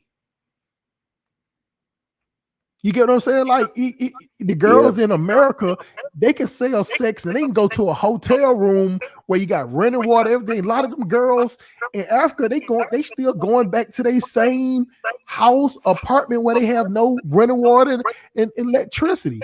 Now, this is a question I want to ask you because you got boots on the ground, man, and we appreciate Diego mate from goddamn Mozambique, capital city Maputo. You know what I'm saying? Now, when we talk about the poor, when you say poor living, poor conditions, are we talking about no electricity, no running water? yeah, it depends. It depends on how poor you are. There's poor people living in those conditions. Actually, it's the majority of them. Jug Then you season got in the the other. building. Go ahead, Mr. Diego. Yeah, then you got another set of poor folks that got all those amenities. You see, so it depends on the poor, but there's deep poor out here, man. Especially in the north. And that's what I keep. That's what I keep. I see one thing that I saw, and I've been doing my research. It just seems like even African, I don't care how colonized it is, no matter what, it seems like they only care about the inner city. Like anything that's off the what we call in America the beaten path, Diego, they don't give a fuck. I will tell you the mentality out here in Africa, man. I've been with people from every background, you see. So I have friends whose dads are politicians. I'm around people from every background here in Africa. Is what I can tell you. So actually, the rich folk out here in Africa, they look down on the poor people. You see, the average folk, they look down on them. They see it as these folks out here, man. Is it's a waste of time actually being around them. You even catch those vibes with their kids and whatnot. You see, so there's clearly a disconnect amongst the people making the decisions for the country and the people in the ground. You see, this is why you find out cases where they go to the hospitals in England and whatnot, You see, because this is what's happening. Is the rich people here in Africa don't care about the poor people. You got people here who think giving their maid $120 a month, it's a lot. You see, so it's the scenario we're living here. Now, shout out to Jug Season. He in the building, man. Appreciate you for coming on the channel, man. You know what I'm saying? Support, man. Your input is always important, man. You know what I'm saying? We got Diego Mate in the building, man. You know what I'm saying? We get to the point of, we was talking about the South African uprising. And just for the people that ain't here, I'm going to show the video again. And we're going to get back to talking to Diego, because there's nothing like, you know, it's nothing like talking to people that's on the ground, so we can see the stark differences of how people live and in the things that we should be grateful for in America. But you know, like, I'm gonna tell y'all the truth, man. I plan on retiring to Africa. You get what I'm saying? And it's sad to say, Mr. Diego, that I will be an elitist when I come over there. You get what I'm saying? It's man, sad. I don't think. Go ahead. I don't think it's a sad thing, man. It's just a reality of the situation, man. And you just gotta make moves knowing that. You see, if people will, I will give you an advice quick. You see, when you come to Africa, don't. A lot of people moving to Africa, they create a scenario in which they want to see every African as his family and whatnot. Don't do that. Is the advice I'm giving you, because once you start hugging people, they want a lot of hugs. You see, I know how African people are. So I believe that if you go to Africa, it's do your thing, man. This is what I can tell you. Don't be there trying to please people and laugh with people and be family with people like that. You see, people will clinch to you, yeah, if you actually clinch to them, is what I'm telling you. Now I believe in you know, I just believe that, you know, my money will go further in Africa. You get what I'm saying? So, you know, I plan on retiring in 10 years. And see, when those 10 years is up, I know, even though no matter what state Africa is now, it's going to be 10 years better at that point. But I know that it's still only is going to be so much, because it just always shows me that African people, the African leaders only care about the inner city. Let's see what Michael O saying with his simple ass. Diego wrong. Poor people in Africa are the ones who refuse to leave the cities. People in small town or village are never hungry. No, that's definitely not true, Mr. Michael O. Because, man, you got people living in the villages that are out there starving and can't, you know, they out there making rice and have no electricity and whatever. Like, nobody wants to live without electricity. Just because you choose to live in the north, you shouldn't have to be like, okay, no electricity, no running water. You're like, you know, like even in the country parts, the north or the south in America, everybody, Diego, the only way you don't have electricity in the United States, you got to want to not have it. That's a choice. Like, you got to say, like, you know what? I don't want no internet connection. I don't want no electricity. That's you refusing it. Is it I see a lot of Africans saying that at least the poor people in Africa have land. That's not the case, man. If you go to those poor people and actually ask for papers for that land, they won't give you. You see, the government just allowed them to build their things right there. Is what I'm telling you. The thing in Africa is there's no proper structure. You see, so a lot of things happen here, and actually people think things are great. It's not the case. This is why you see people, the Chinese, they come and take everybody else from that land that they were there, the village people, because they never owned the land. They are just living there. You see, they just set their houses there and everything. Once somebody comes with the money to get that land, they will get it. It's how it works. No structure. Now, I agree with this one right here that Michael's saying, because I was speaking on this earlier, is that Africans, like African American plain too, man, they have it good, but would rather wait on the mystical government or foreigners to pay them to invest in their own land, especially educated. Like, now, this is the only thing that I agree with in that statement, is that a lot of people are looking at governments to save them. But that's two things can be right at the same time. See, Diego is right too. It's a primitive mindset. You get what I'm saying? Like when you get used to having nothing, you know what I'm saying? That becomes your daily appetite. And if everybody surrounding you is living in that same condition, you think that is normal. You get what I'm saying? When you have no access to internet, TVs, or things, you get to thinking like, okay, we're okay. You know what I'm saying? Because a lot of people that live up there in those villages don't have a dime, have no money at all. And just like Diego say, when you go to certain these rural, because Africa is so big that you go in these rural areas that somebody can just go to, walking up a hill and be like, okay, this land right here, we're gonna cut down the trees and just build our thing. Let me give y'all a prime example. In America, they had this thing back in the day where all you had to do was just go state your claim and that land was yours. You get what I'm saying? That was before taxes, before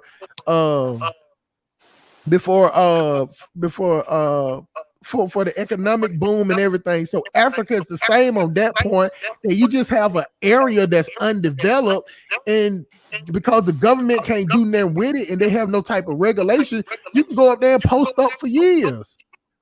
But if it ever get to a point where they want that area, they're gonna run up on you and say, hey, do you have land? Then you're gonna have to move. Then you're gonna have to go to another place and set up shop and build you another mud hut. Yeah, I'm telling you the truth, but Michael always saying that I'm an elitist. I'm telling you the truth. Yeah. You ain't no elitist. I know that, but you know, Michael. See, think about it. Michael O is considered an elitist because he's from Edo, Ebo State or whatever, and he's not even in Africa. So people from Africa would call him elitist. You get what I'm saying? So it's see, a lot of times when you tell the truth, the unpopular truth, people will treat you as an elitism because you're not the one suffering.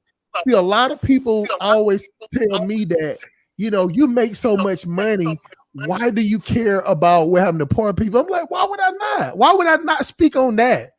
You get what I'm saying? Because I'm not nobody. I'm telling you that somebody gave me the opportunity to get the type of money I got. And some people, just like you say, Diego, don't give a fuck about the poor. We sit up here and think that the poor is okay. I got a homeboy, man, that I work with, and he always be like, man, the poor people, they good.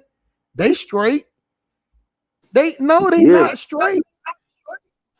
You see, I've been telling people, for example, my country, we'll never move forward like that because we have a 60% illiteracy rate. You can't you're just setting yourself to be taken advantage. But people will say, this guy is speaking nonsense. You see, people actually here vote because the president gave them a bag of rice and a t-shirt. They go and vote for him just because of that. Do you think you can build a nation with people who think like that? It's impossible.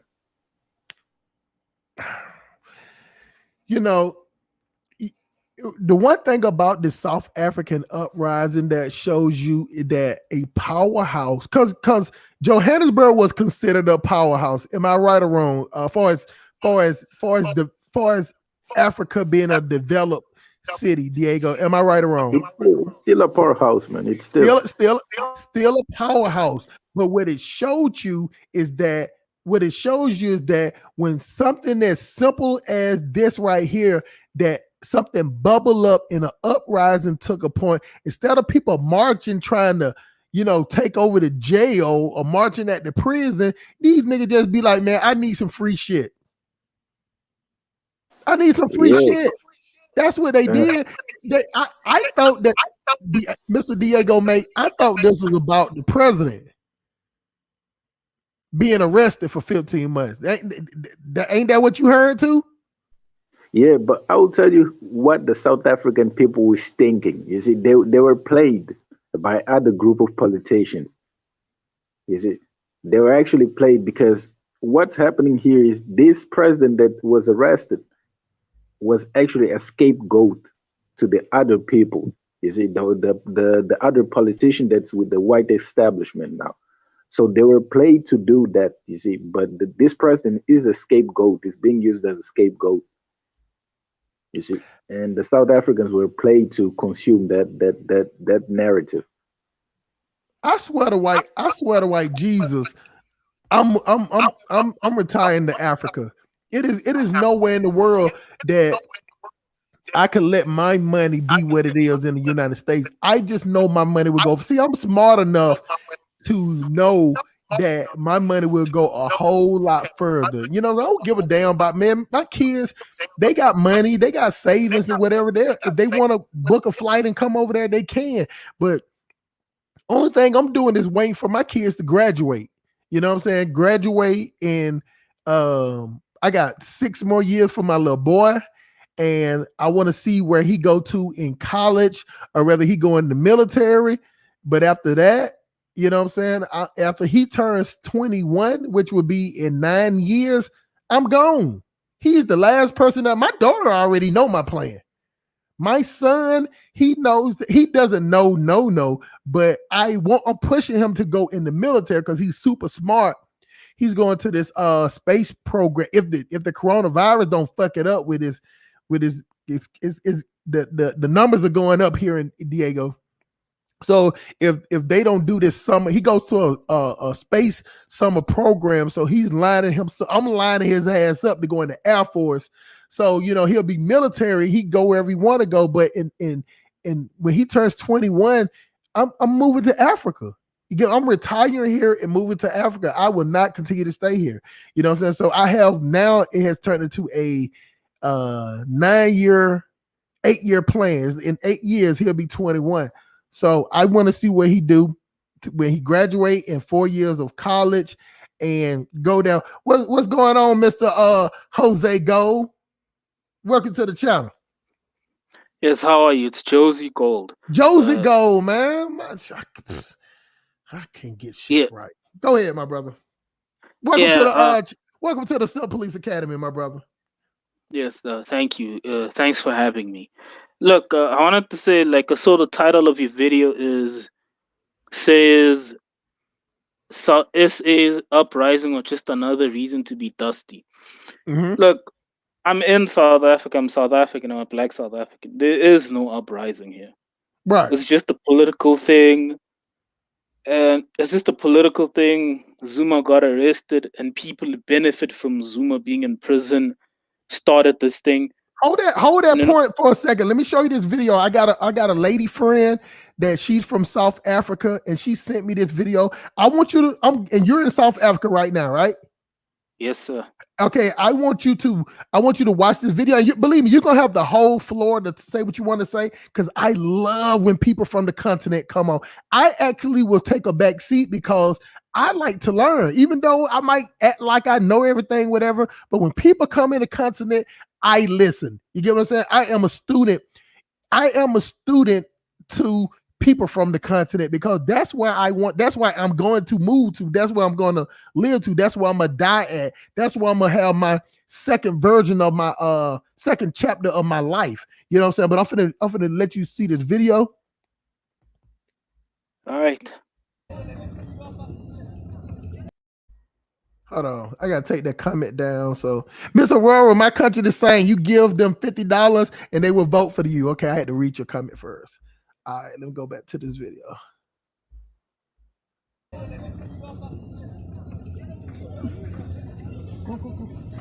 Yeah, they're doing right, lah. Indians are burning the squatter camps. Jesus. Wait here. Let's just take care. Hey, what is it? No, wait here on the side. I want to see what is happening. I was hoping that maybe, I don't know what part of South Africa you from. What part are you from? I'm from Johannesburg, but I know that video. I saw that video. Okay. I know very well. Okay. Now, what do you?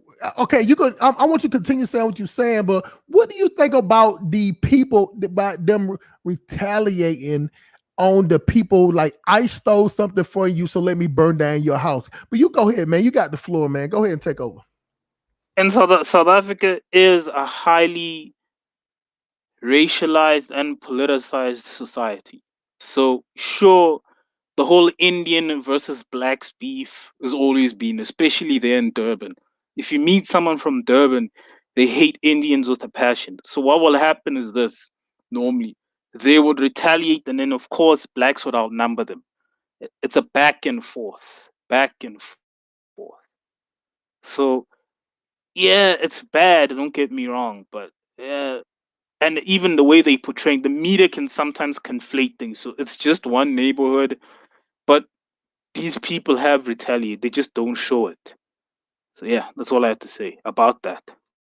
Now let me ask you. Now let me ask you this other question, because you're on the ground. You're more relevant to the topic. You know, I got Diego. He from Mozambique, so we were speaking on the things that he's talking about that goes on in his country. He's from the great city, the capital city of Maputo in Mozambique. But you're on the ground. You're in Johannesburg, so you can speak on what we're talking about here. Now, the question is that even though the black people are retaliating, but what I'm saying is that the the Indians are destroying your homes.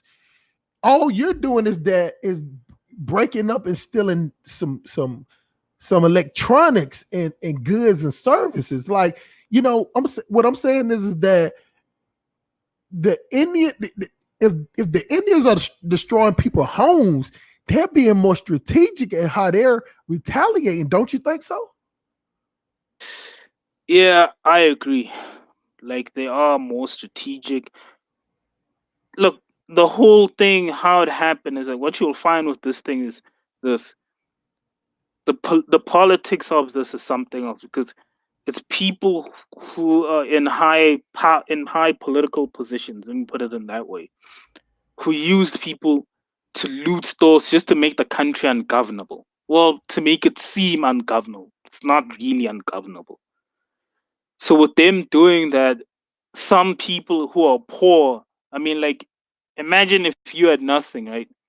And you see grocery stores and like malls being looted. I mean, I would also run in and grab something. I mean, what can I get? Especially if they were overpowering the cops in the way they did.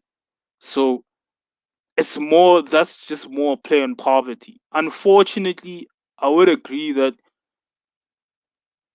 they just went after people's homes. Black people are just gonna kill them.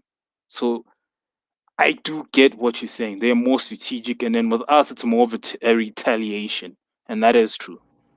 And see, that is the problem with our people, man. You get what I'm saying? It's like we have to, it's like we play, it's like we actually, instead of, we're reactive instead of proactive. You see, this is why, if you heard me on any other show before, this is why I say we are doomed.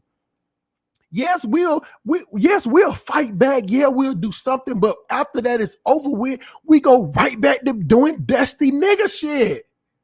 Like, what is the momentum gonna come from this uprising? What's step number two? We go. They establish their business. They fix the windows. They put everything up. They're gonna put the product back in there, and the first thing they're gonna do is just raise up the price a couple of nickels or South African rand or what, a couple of rand, and they're gonna get their money back because black people are the consumers. You get what I'm saying? Like, it'll be another thing that it was a group effort that, okay, we stole all that shit. Let's sell our shit and let us build our own area and let us shop within ourselves. But at the end of the day, the same malls that they tore down, they're gonna be going back in there to shop. They're gonna be going back in there to eat. They're gonna be going back over there to hang out. Is that true or not, Mr. Gold? Well, I agree with parts of what you're saying, like most of what you said, to be honest. But some of these malls, especially, let's say here in Johannesburg, a lot of these malls that were targeted were in poor areas. So like here in Johannesburg, there's an area called Alexandra Township. Across the street is Santon. No, they didn't go there. They went to their own malls where they shop at, and a lot of these malls are owned by black people. But I would agree with you on the fact that a lot of these businesses that are in these malls are not owned by our people. Right. Sure, there might be some partnerships, but they still get like money out of our community. So, in that sense, you are correct. And another thing, look, for me, I don't see this completely as an uprising. So there is no step two. Let me explain why. Go ahead. Oh, if you've seen some images of Johannesburg and cities in KwaZulu Natal, like basically Durban, Pietermaritzburg, so on and so forth, you'll notice right now that the people who are whining because now they can't fill up their tanks. Now it's very difficult for them to to go find food. I think some South Africans are beginning to notice that there's a difference between being a developing country and a third world country. We're a developing country. We're used to certain things and a certain lifestyle. So revolution won't happen here in South Africa. What we need is a revolution of the mind in terms of economy.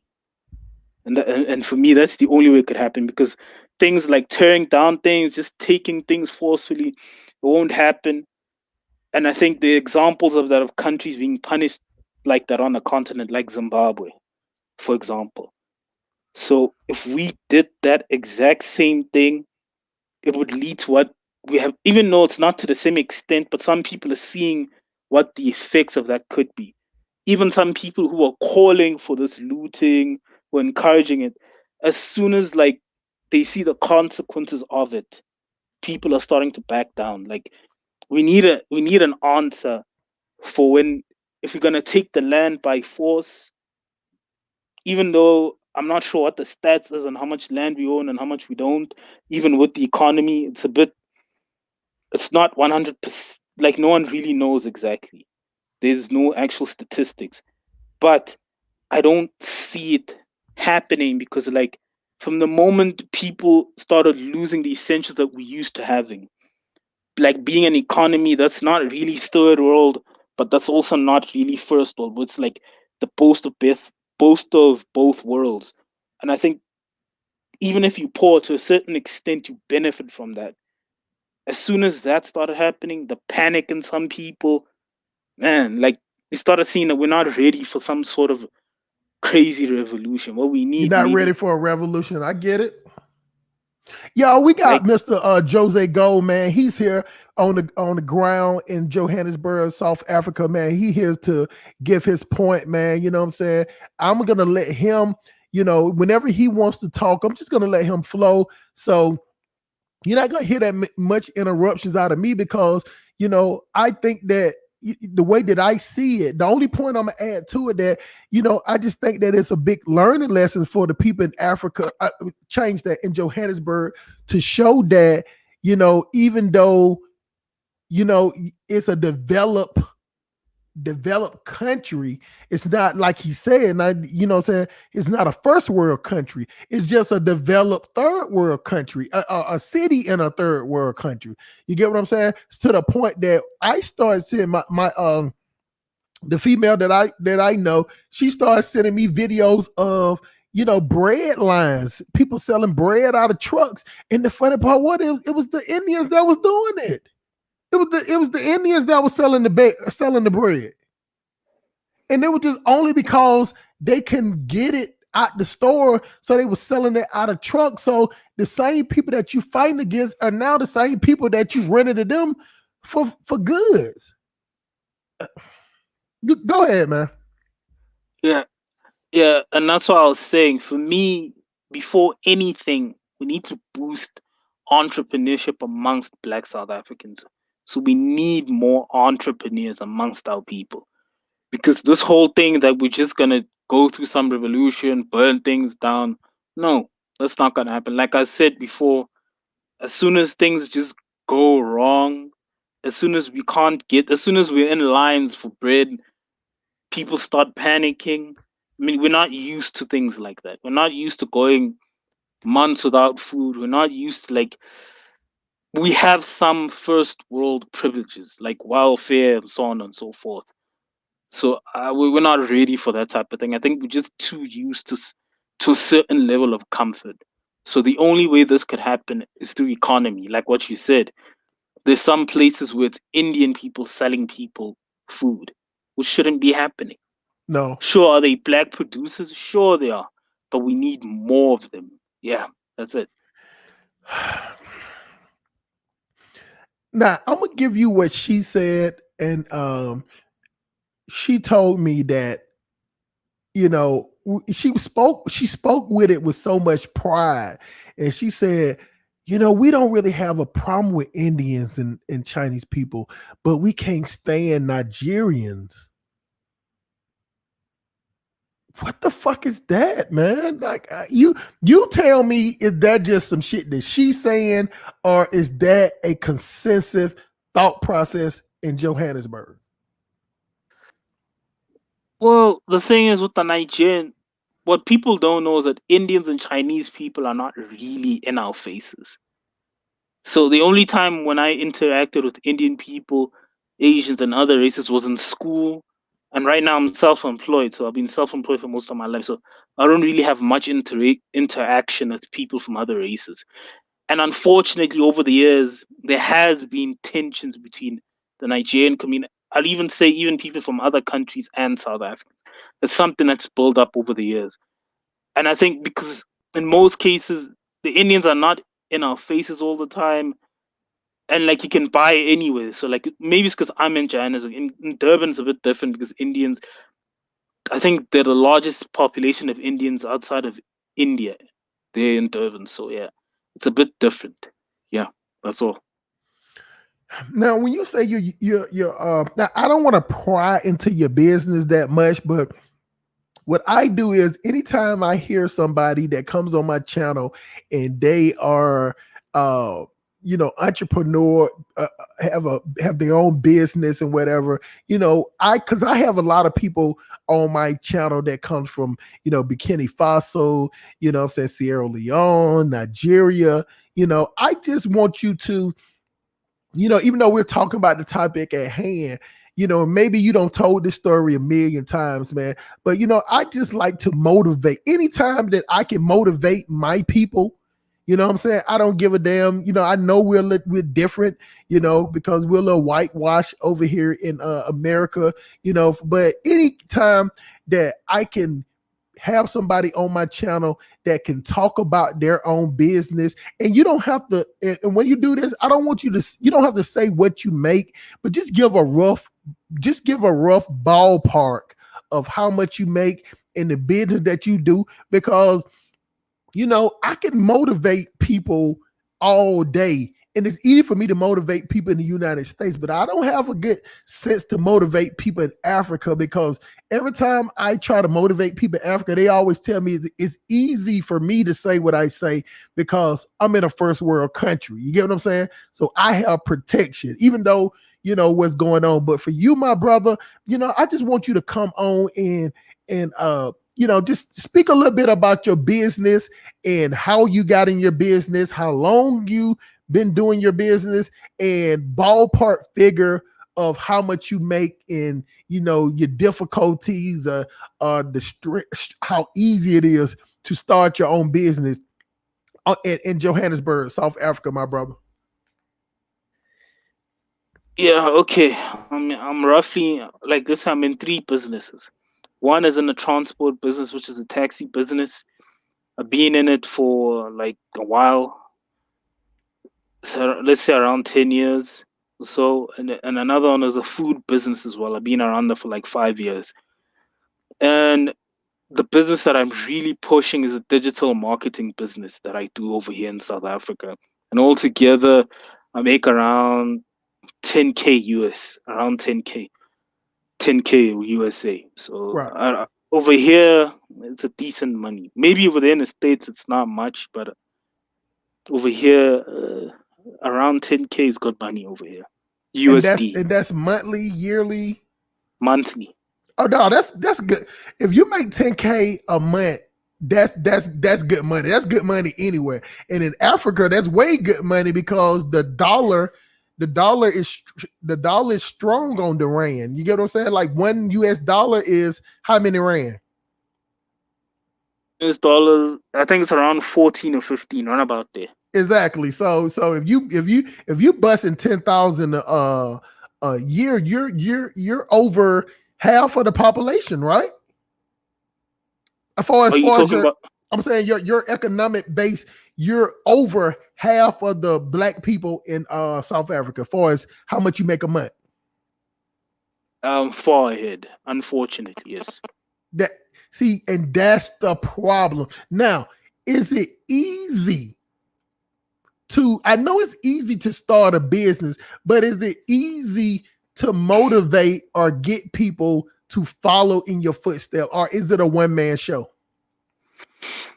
It's not an easy thing. Business is not easy, and encouraging people is not easy. And I think another thing that's killed South African ambition to a certain extent is welfare. To a certain extent, because like it's given some people too much privileges, and then I think in some way South Africa has become how do I put this?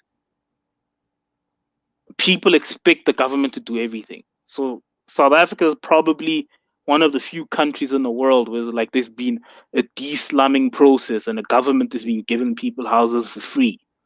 So millions of people have actually gotten houses. So I think to a certain extent that's hurt our people mentally. But there are many of our people who are doing it, but we need more of them to come out, like express, hey, look, this is what I do.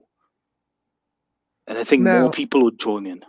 Now I speak to her and she does a lot of customer service. She works at a lot of the hotels, but she always tell me that it's like a month, like 1 month contract. See, we don't have nothing like that in the United States. You get what I'm saying? Like it's she's saying that that a lot of the jobs are based off of contracts like that. And she tells me that a lot of South African the youth she say that they just mostly want to shake their stinking ass and go clubbing and drinking and smoking, man. Like just like like is that an overgeneralization or is that true? Hello, you cut I at the cut out. I end. cut out. Well, she said that she said that most young people her age, and she's 30. I think she's 31. She's 31. She's no, she's 28. She's 28 or 29. But she's saying that most of the people, girls, guys her age, they don't want to open up no business. All they want to do is shake their stinking ass, go to parties, and drink and smoke. You get what I'm saying? Like nobody is talking about being nobody is business minded. Now, is she overgeneralizing or is that the consensus that you see also? Hmm. For me, I think it's just the people she's around. Yes, in South Africa, you'll find people just happy just to not do anything. That's a reality, and I think that's a reality everywhere. But there are a lot of young people doing it, and I'm just like 2 years old, so I'm 30, and I started when I was young as well, like in my early 20s, and so it's the type of people you sound. So there are young people who are creating businesses, who are innovating. Black people. So it's there. You just need to be in the right circles, and you need to separate yourself from certain people. There are people who just don't want to do anything, just want to go home. I mean, just want to work 8 hours and go home and just do nothing but party. And then, but there are a group of young people in South Africa who are starting business and who are growing. And the 1 month contracting in South Africa is because the labor laws in South Africa make it difficult for you to fire someone. So when one of the reasons why people have these 1 month contracts is because sometimes someone does not fit your team. So and you also need, and it's also the market right now with COVID also played a role in it. So Okay. it's it, it's about how it's not like we don't have a society where it's like, look, man, you fired, get out. Especially if someone is permanently employed. So It's about vetting the person to see like how valuable is this person and do I want to keep this person? And also, of course, there are other factors as well. Thank you. Man, listen, man, you know what I'm saying? I appreciate you coming on here, man. You can stay as long as you want to, man, because I'm telling you that, I think I seen you on a few other shows or whatever, but I try to get the details of things. A lot of times when you get people on the continent and they jump on shows, I'm not saying that they're being vague purposely, but they just like give vague, as explanations, you get what I'm saying? And not really get to the details. See, I understand that everybody, like I can tell just by the way you talk where you're not exactly where your intellectual prowess is at, but you can tell that is up. You know what I'm saying? So, but a lot of times when people are not on your intellectual level, I'm not saying you have to dumb it down when you give explanation, but sometimes you got to dumb it down. You get what I'm saying? Like, because sometimes with our people, especially people on the continent, is that when they don't understand something and this information is not as easy to obtain, you know what I'm saying? They don't have no incentive to keep going because it's nowhere in the world that that you can see that you can sustain from taking people's stuff or tearing something down, and then after you sell it, now it ain't no gas. Now it ain't no food. You get what I'm saying? Like, it's so many people that took so much stuff. The replenish cycle shows you that you're not in a first world country, because even with all the rioting and stuff that going in America, it was not a day that we didn't have to get in no bread lines, my brother. Do you get what I'm saying? So, Yeah. I appreciate you coming on, man. And anything else you want to add to it, just talk about, I want to hear, because see, a lot of people don't know what it's about. See, when people say it was about the president, then they hear, okay, now they stealing.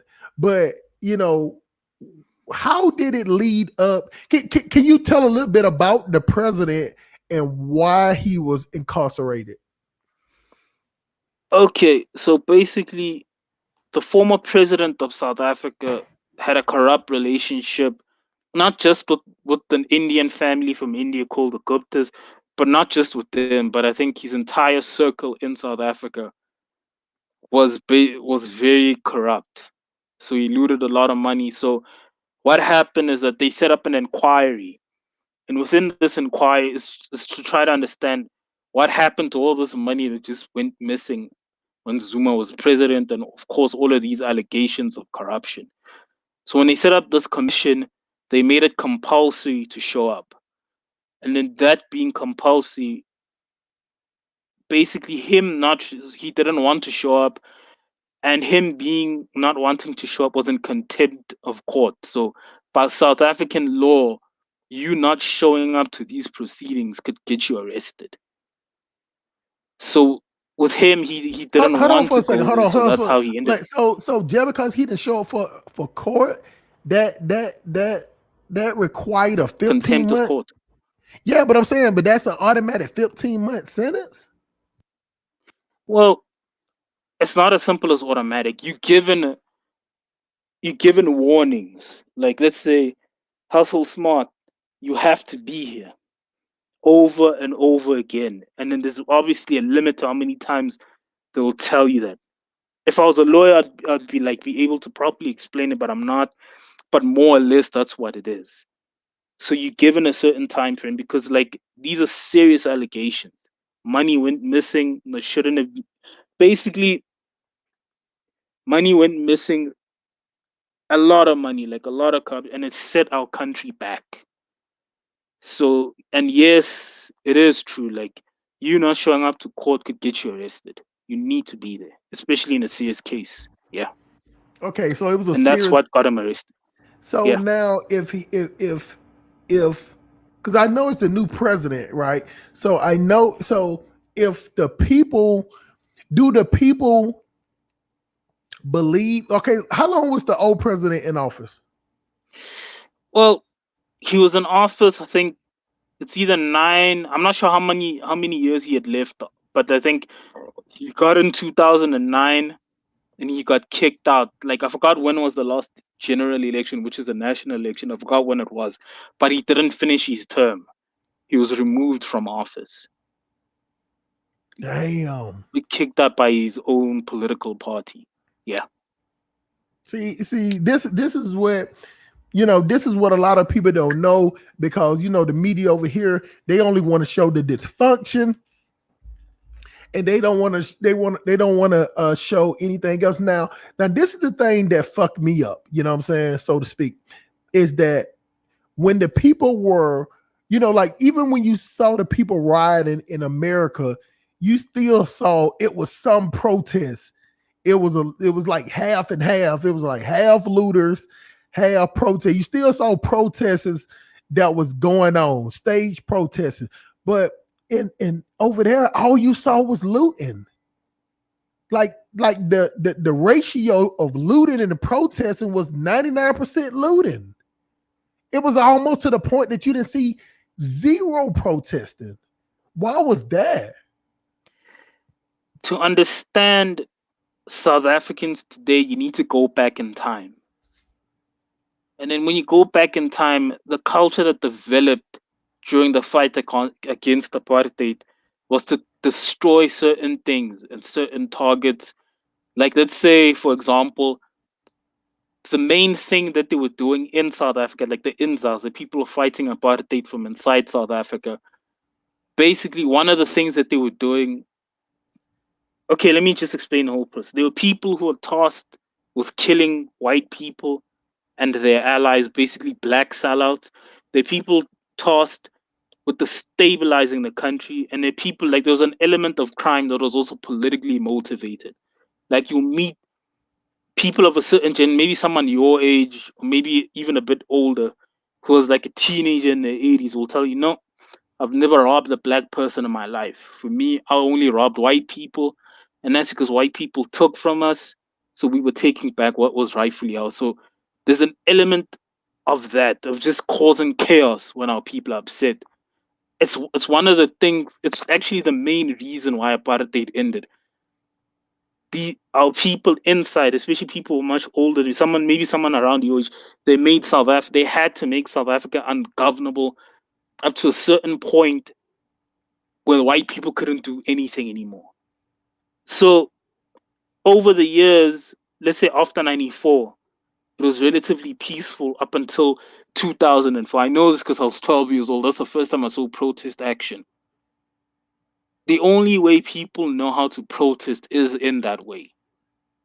It's to just cause violence, to burn things down, burn tires, like shut down freeways legally, because normally you need a legal protest needs some sort of permit, so on and so forth. So over here in South Africa, hell no, we won't go. It doesn't work here. And unfortunately, the current government, which is the ANC, it's a sad thing because they were the ones who pushed for this to happen. They didn't think that it would happen to them, that their own people would actually protest against them. But to be fair, Mandela himself said people must do that. So yeah. Now, I appreciate Mr. Jose Go coming in, man. He's from South Africa, aka, you know what I'm saying, the bottom of the map, so to speak, of Africa. I like the position, the way it's set up, but you when it comes to does like, at the end of the day in America, you have white people that live in certain areas or whatever, but it's the opportunity for you to succeed in America is for everybody. If you want to, now I will say that if you want it, you can go get it. You can wake up. America is one of the places where you can be broke, and by the end of the week, you can have $100,000 if you got the right plan in the right situation. You know what I'm saying? It can happen. But do you feel that in South Africa that it's a separation of okay, the separation between the middle class and the poor class, well, the underclass, is it a big drop off, or is close, or it's like drastically off? Well, it's drastically off, but I have to say that South Africa, for me, from what I see, does have a lot of opportunity in terms of entrepreneurship, because a lot of Black South Africans are making it, and people from other African countries, even other parts of the world, are still coming here in numbers. I mean, like, I meet people from races I've never seen in my life before, like someone who says they're Mexican or something, and they tell me they've been living here for 15 years. So, is there a lot of opportunity? Yes. Is there a gap, a large gap between white people? Not because now the majority of the middle class is Black, but between the middle class and the poor, is it large? Yeah, it's large. But I think, unfortunately, that's how South Africa was set up. But I think, for me, if there's anything the ANC's done right, it's tried to reduce that gap. So, for example, school in South Africa from grade 1 to 12, basically all the way up until high school, is free if you go to a government school. And on top of it, you can get a government loan. There's welfare, sorry, for kids. So they've done a lot to reduce that gap. I know people who come from nothing who benefited from that, went to school for free, got themselves a grant or welfare, so they can eat every month, got a free house from the government. They're people who are actually success products of the ANC. And that's just the reality. So they've actually so the current government has also actually, how do I put it, they created this thing where, like, some people, like, if it worked for these people because they saw other people doing it, now there's just too many people who want something for free. Look, don't get me wrong, it works up to a certain point, but we need more of that. And that the only way that could work is if the economy also grows. Because if you looked at the previous, our, our second president of the democracy, Thabo Mbeki, that was when our economy was shooting through the roof. It was insane. So if we can get back to that state, I mean, South Africa's unstoppable. Thank you. Now, this is the thing, y'all, because I'm glad he came on. We finna get ready to close this thing out. I'm glad that he came on, man. He came on at the right time, y'all, because, I was hoping that somebody from Johannesburg call in, because, I want to read this comment from Michael O. You know what I'm saying? The biggest simp in Canada from Nigerian Edo State, Igbo State. He said that you are still mistaking the stupid propaganda of their white supremacist media as a form of gospel truth. No, see, that's the difference. See, the difference between me and most other YouTubers is that I don't go off anything gospel. I hold what I think or heard to ask the person.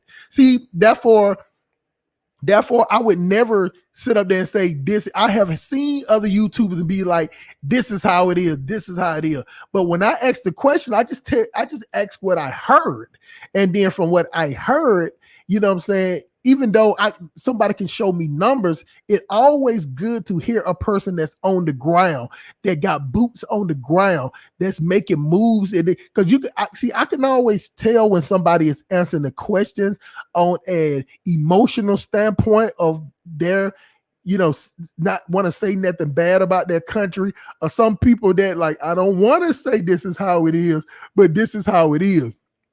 And we're getting better. See, that's where you get the truth at. You get what I'm saying? But you have to ask the question, because if you don't ask these detailed questions, what else do you have to go by than the propaganda media, Mr. Jose Gold? Because if the Gazelle wants the story to get about talked about the Gazelle, you're not gonna get the media from the Lion is gonna tell the story, a good story about the Gazelle. You get what I'm saying?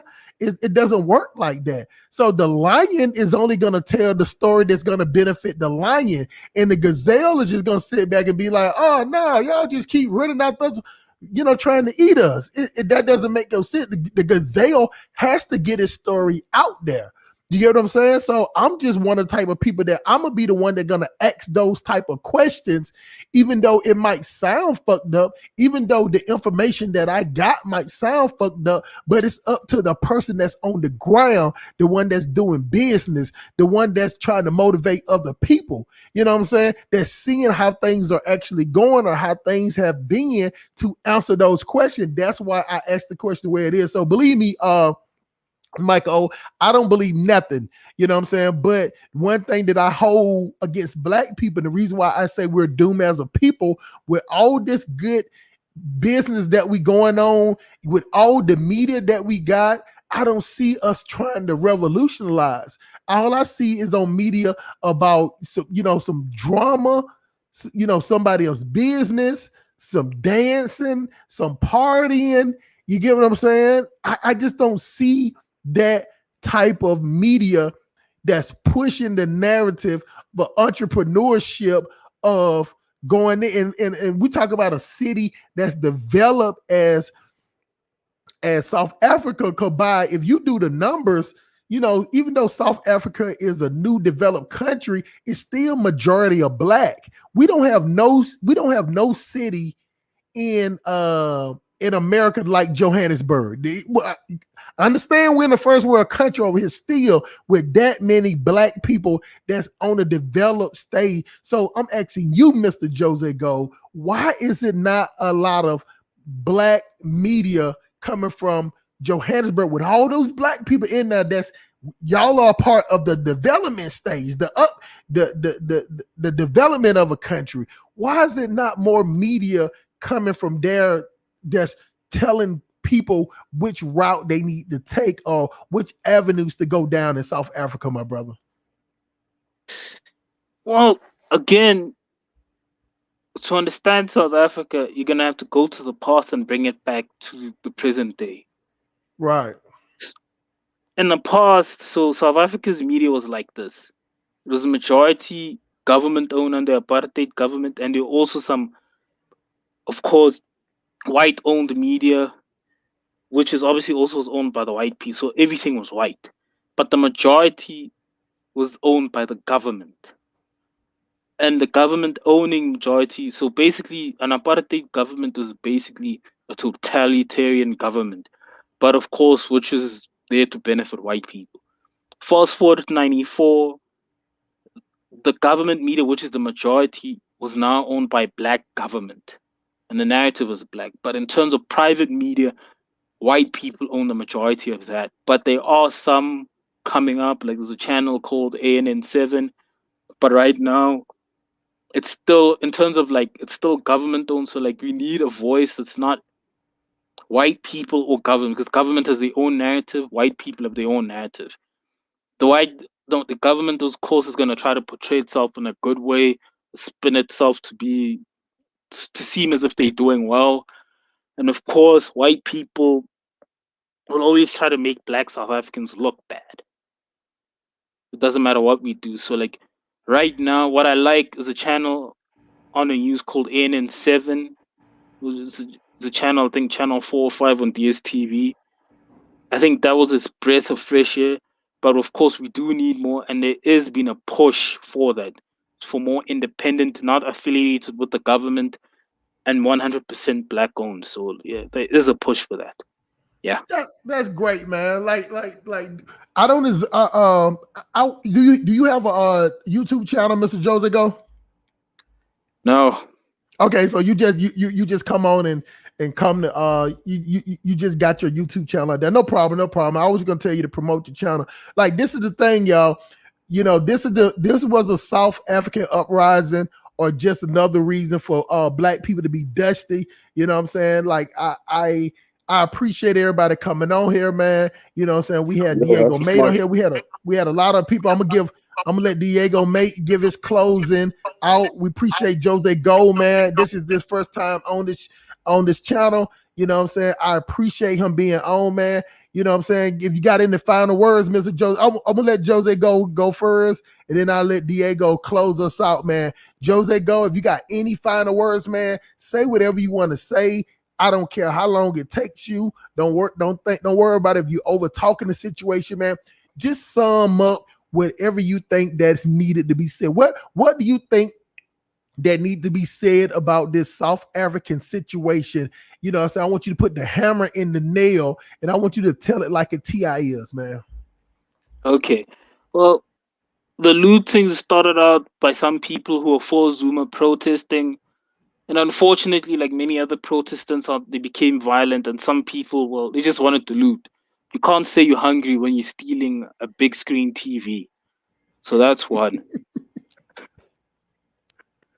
And of course, and another thing is, look,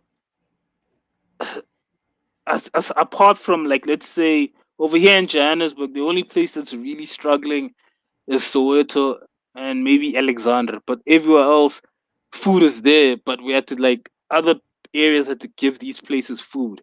And Right. Durban is hit hard. But South Africa is not like burning. I think the media, that's why I agree with you on the media thing. They made it seem like everything has just come to a standstill, which isn't true. So, like, another thing I would urge people to do is be careful how they view the media of anyone else. I think this is one of the things that's made me, like, be careful. Like, even when I see something America, Ghana, Nigeria, somewhere, wherever, I can't take it at face value. So it reinforced that belief. So yeah, that's all I wanted to say. Thank you for having me on. Hey, man, appreciate it, man. You come back anytime you want to, man. You know what I'm saying? I appreciate you on here, and you are always welcome, man. Go ahead, Diego, mate, man. What you got to say, my brother? Yo, listen, Hustle Smart. I got a PayPal account, man, that I registered as the United States. You see, I got $100 out there, man. I don't know if you can log in that account. You can send to yourself like $30. Then you can send to my other PayPal like the rest, bro. I can't Okay, really move the money out there because I'm not in the United States. So you need to where if you get it to me, you want me to try to get it to you? Yeah, I want you to log into the PayPal account. You see, because when you got a PayPal account, you gotta put your phone number, and I don't have an American number. You Hold on. So I want you to take that account. Hold on. We're gonna end the. I thought you had something on the show. We'll end the show, and we can talk on the back. So just don't log off, and then we'll talk on the back end. Okay. Just stay on. So, all right. But I'm gonna end the show.